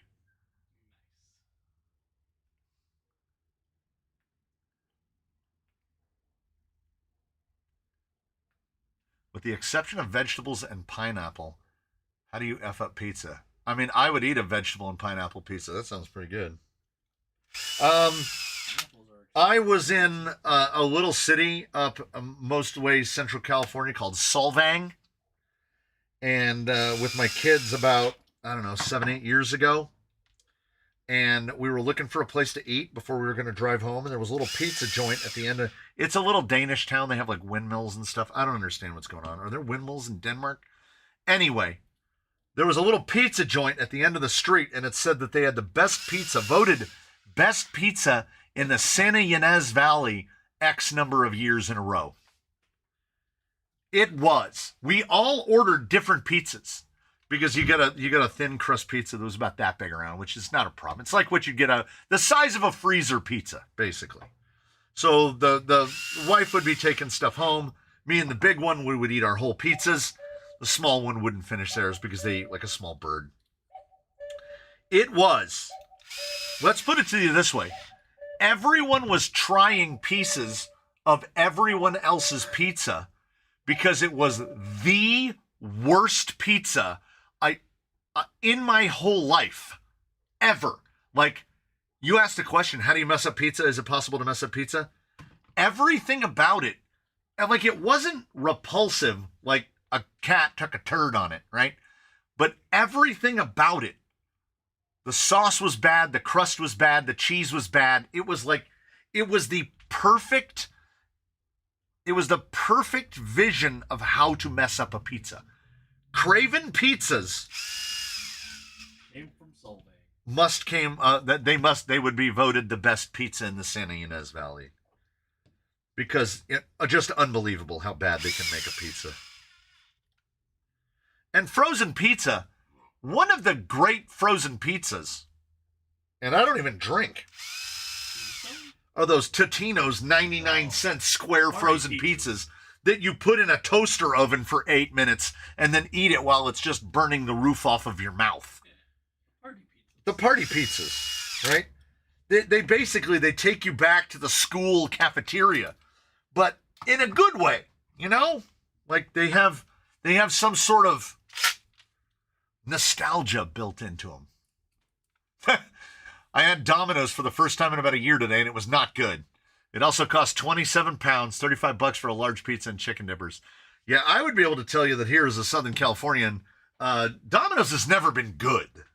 Like, It's better than Little Caesars and Yes, but saying better than Little Caesars is like saying better than getting kicked in the face. Well, like I prefer Pizza Hut to Domino's. There's the old joke that goes about Little Caesars. Hey, we're Little Caesars. It's hot and it's fresh.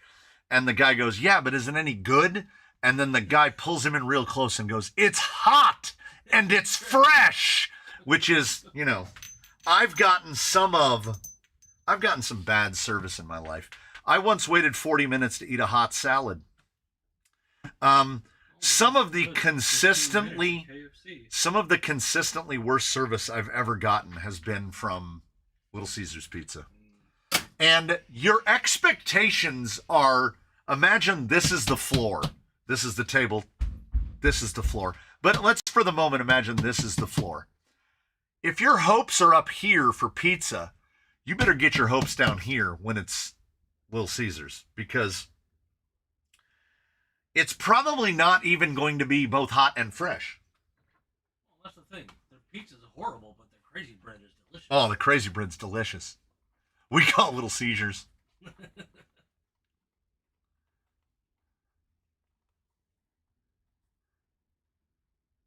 You guys, we used to have numero uno pizza. I remember numero uno. We do not anymore. Or if we do, we don't have them in this area. Because we used to have a lot of things. And then those lot of things slowly became less things. Where were we? We were in a car. We were coming back from Horseman's. Did you know that the mall up there has a Sears in it, and the Sears is still open? You know, that mall, if you walk into it, there's a 80% chance you're going to get shot or stabbed. That's why I didn't go. Shakey's Pizza. We used to have Shakey's. Actually, no, we still do up the street. I think there's one somewhere. Yeah, there's a Shakey's and Round Table. Still have Round Table. John's Incredible Pizza. Hey, also, here's the thing about raising and lowering expectations. If you have a pizza joint and I can play skee ball while I wait for my pizza, that's a win. That's an objective win. Yeah, I'm gonna be even more fair than I need to be.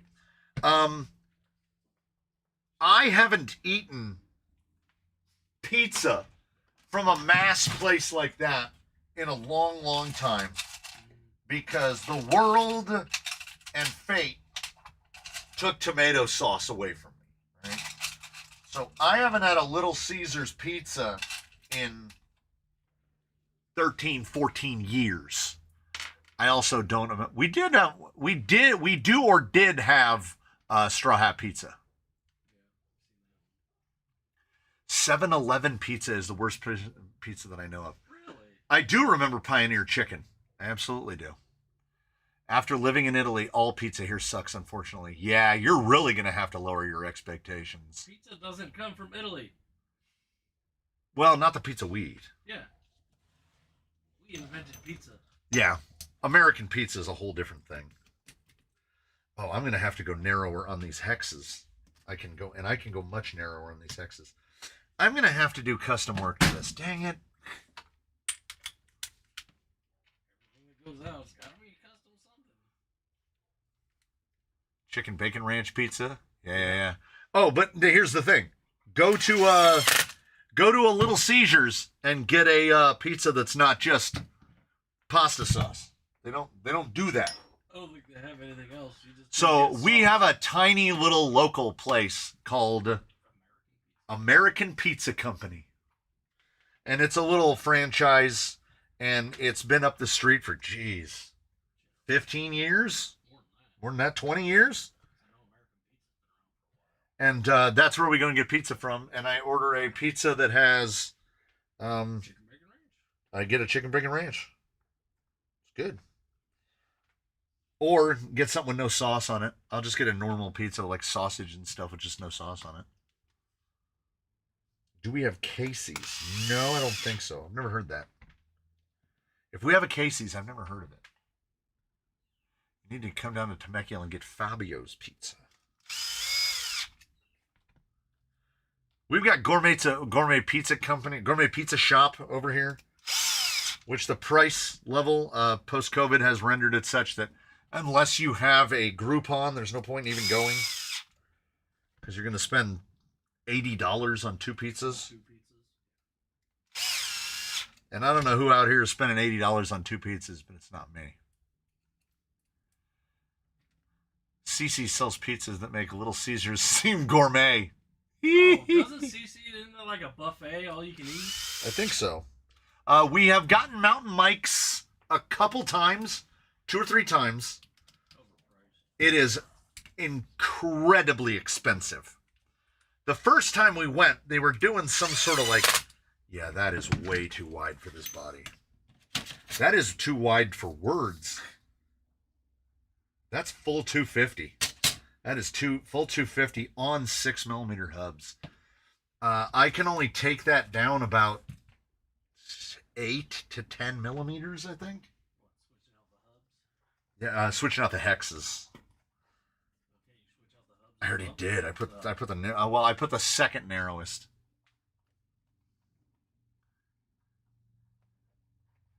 Oh no, I got 4 minutes to get 2 wheels put together.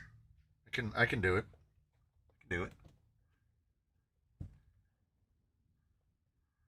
Pick one: Domino's, Papa John's, Pizza Hut, or Little Caesars. It's Pizza Hut. Pizza Hut. Pizza Hut. Toss up between Papa John's and Pizza Hut. Yeah. Which one's closer to my house? Exactly. Whichever one's closer to my house. And where I'm located, the Pizza Hut is significantly closer. I think the nearest Papa John's is that one down on 3rd Street by the airport. So you're waiting a minute. Or you got to drive down there. Yeah. And if I got to drive down to San Bernardino, I ain't doing it. Has anyone used Twisted Fab's Leafs? So the Mountain Mike's is good. I had no problems with the pizza. But holy crap. The first time we went, like the grand opening special, we got 2 pizzas and like a thing of breadsticks home for right around $40. And I was like, that's not bad. This is California. $40 for 2 pizzas and some breadsticks is about where we'd expect to be. Went back, got like a large pizza or whatever with the little combo thing that went along with it. I go to pay for it at the register and it was like $59. And I was like, I'm sorry, did you punch in the right order? Is that supposed to be me? Because I'm getting 1 pizza and some stuff with it, and you just told me $60. Good old Costco pizza. It ain't good, but it is hot, and it is cheap, and it gets the job done. A lot better than Little Caesars. And a lot better than Little Caesars. If I'm going to Costco, though, I'm getting a chicken bake. Yeah, because if I eat a slice of Costco pizza, it's going to kill me. Width for a portal rig, 250 overall is fine. In that 240, 250 range is like where I generally shoot for. This 250, this wheel has got a bit of dish to it, probably more dish than is best suited to this. Yeah.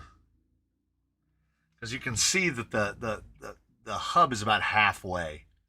I would want that hub down. I wonder if I can machine this wheel. No, it's got too much recess. I would have done it. Don't talk about pizza prices. 6 Flags here after 2 pizzas. The girl was like, are you sure? I'm like, yeah, I got kids. $120 for 2 cheese pizzas, chicken fingers, and 2 drinks. I turn my brain off when I go to theme parks. Yeah, what I do is I save up Apple Cash from buying things all year long. And then when we go to a place like Disneyland, I pay for stuff with Apple Cash. Because, like, I have to be in Disneyland to pay $16 for a corn dog and not have a seizure.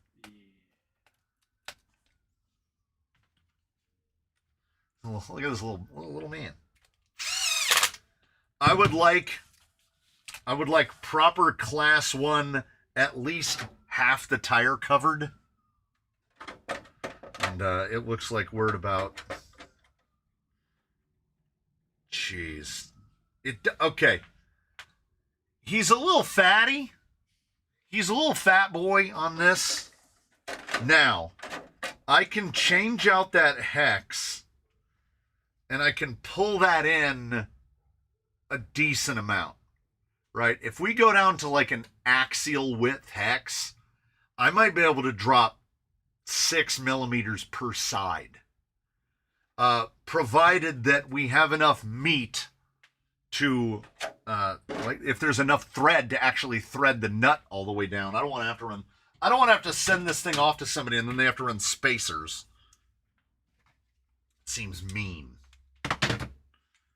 But I will do what need be do to, let's try to keep the wires out of the spur gear, to get the width down a little bit. Oh, he's not too bad.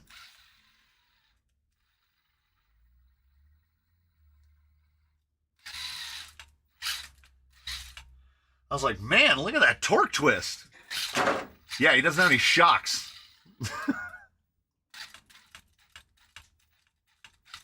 It's a little twisty. He's a little twisty with no suspension on him. He'll also sit about there.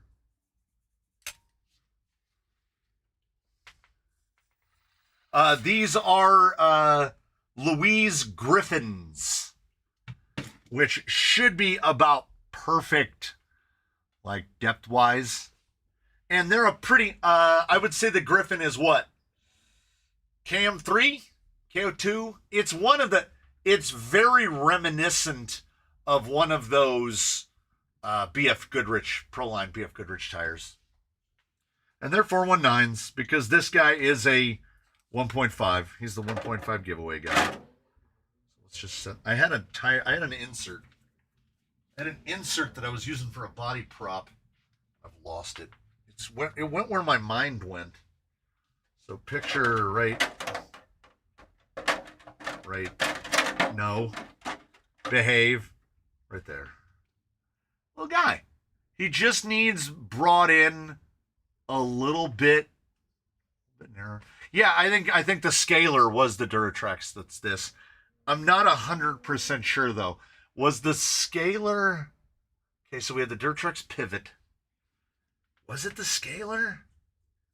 Or is the Griffin its own thing? Because I still remember Duratrex had a handful of tires, like the pivot, that they only did in Class 1. What were the sweep crawler tires that you're after? Sputter Crawler got a hold of them via RC Family. And RC Family is sending them out to him. I don't need a Class 1.5, but stylistically, that's how I want it to look. It wasn't too bad, honestly, building it down to get it down to 287.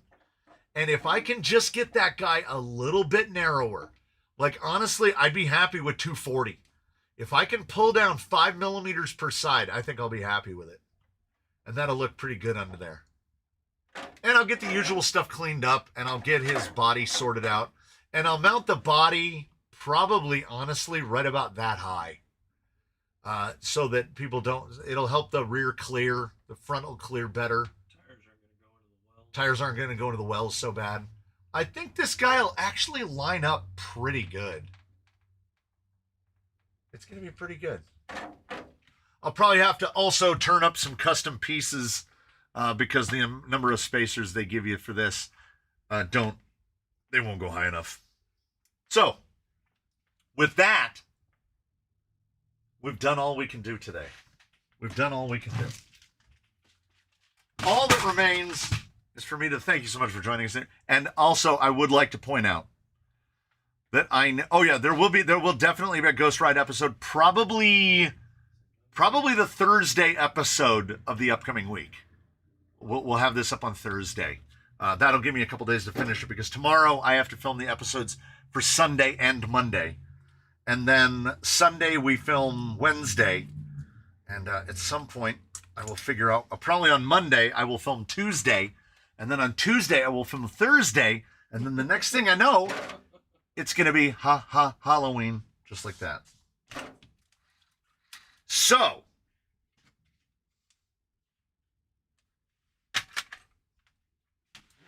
We're going to do that dance. Put all this away.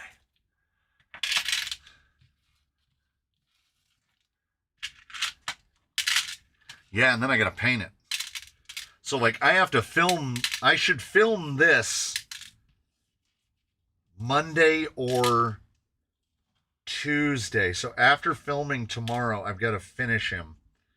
I have to get him Ghost Ride ready so that I can paint him during the week. Yes.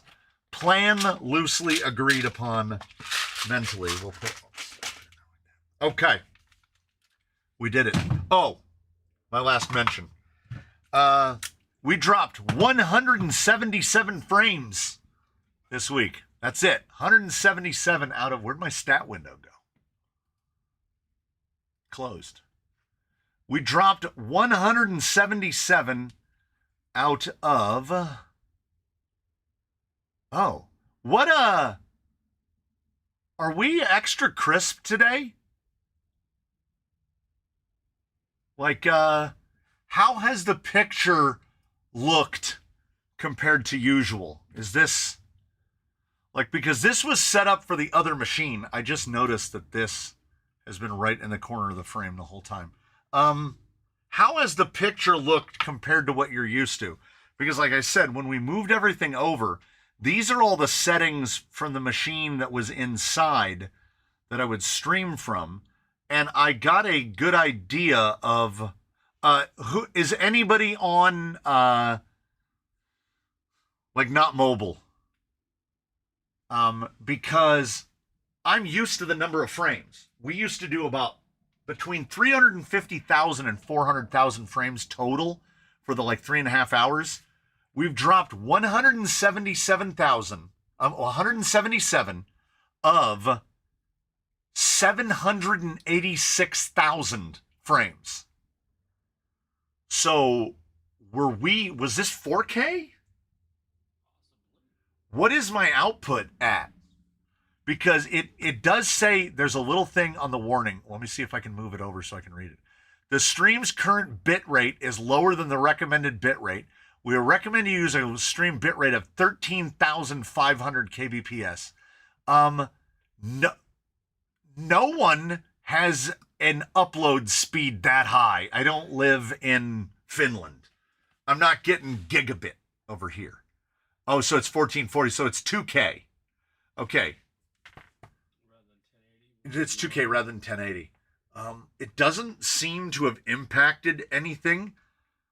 This computer is significantly faster than the M2. An M1 Max is going to beat the hell out of an M2 single processor. So I will have to get into the settings now. This was our first stream on the old machine. Oh, so Max is 2K60.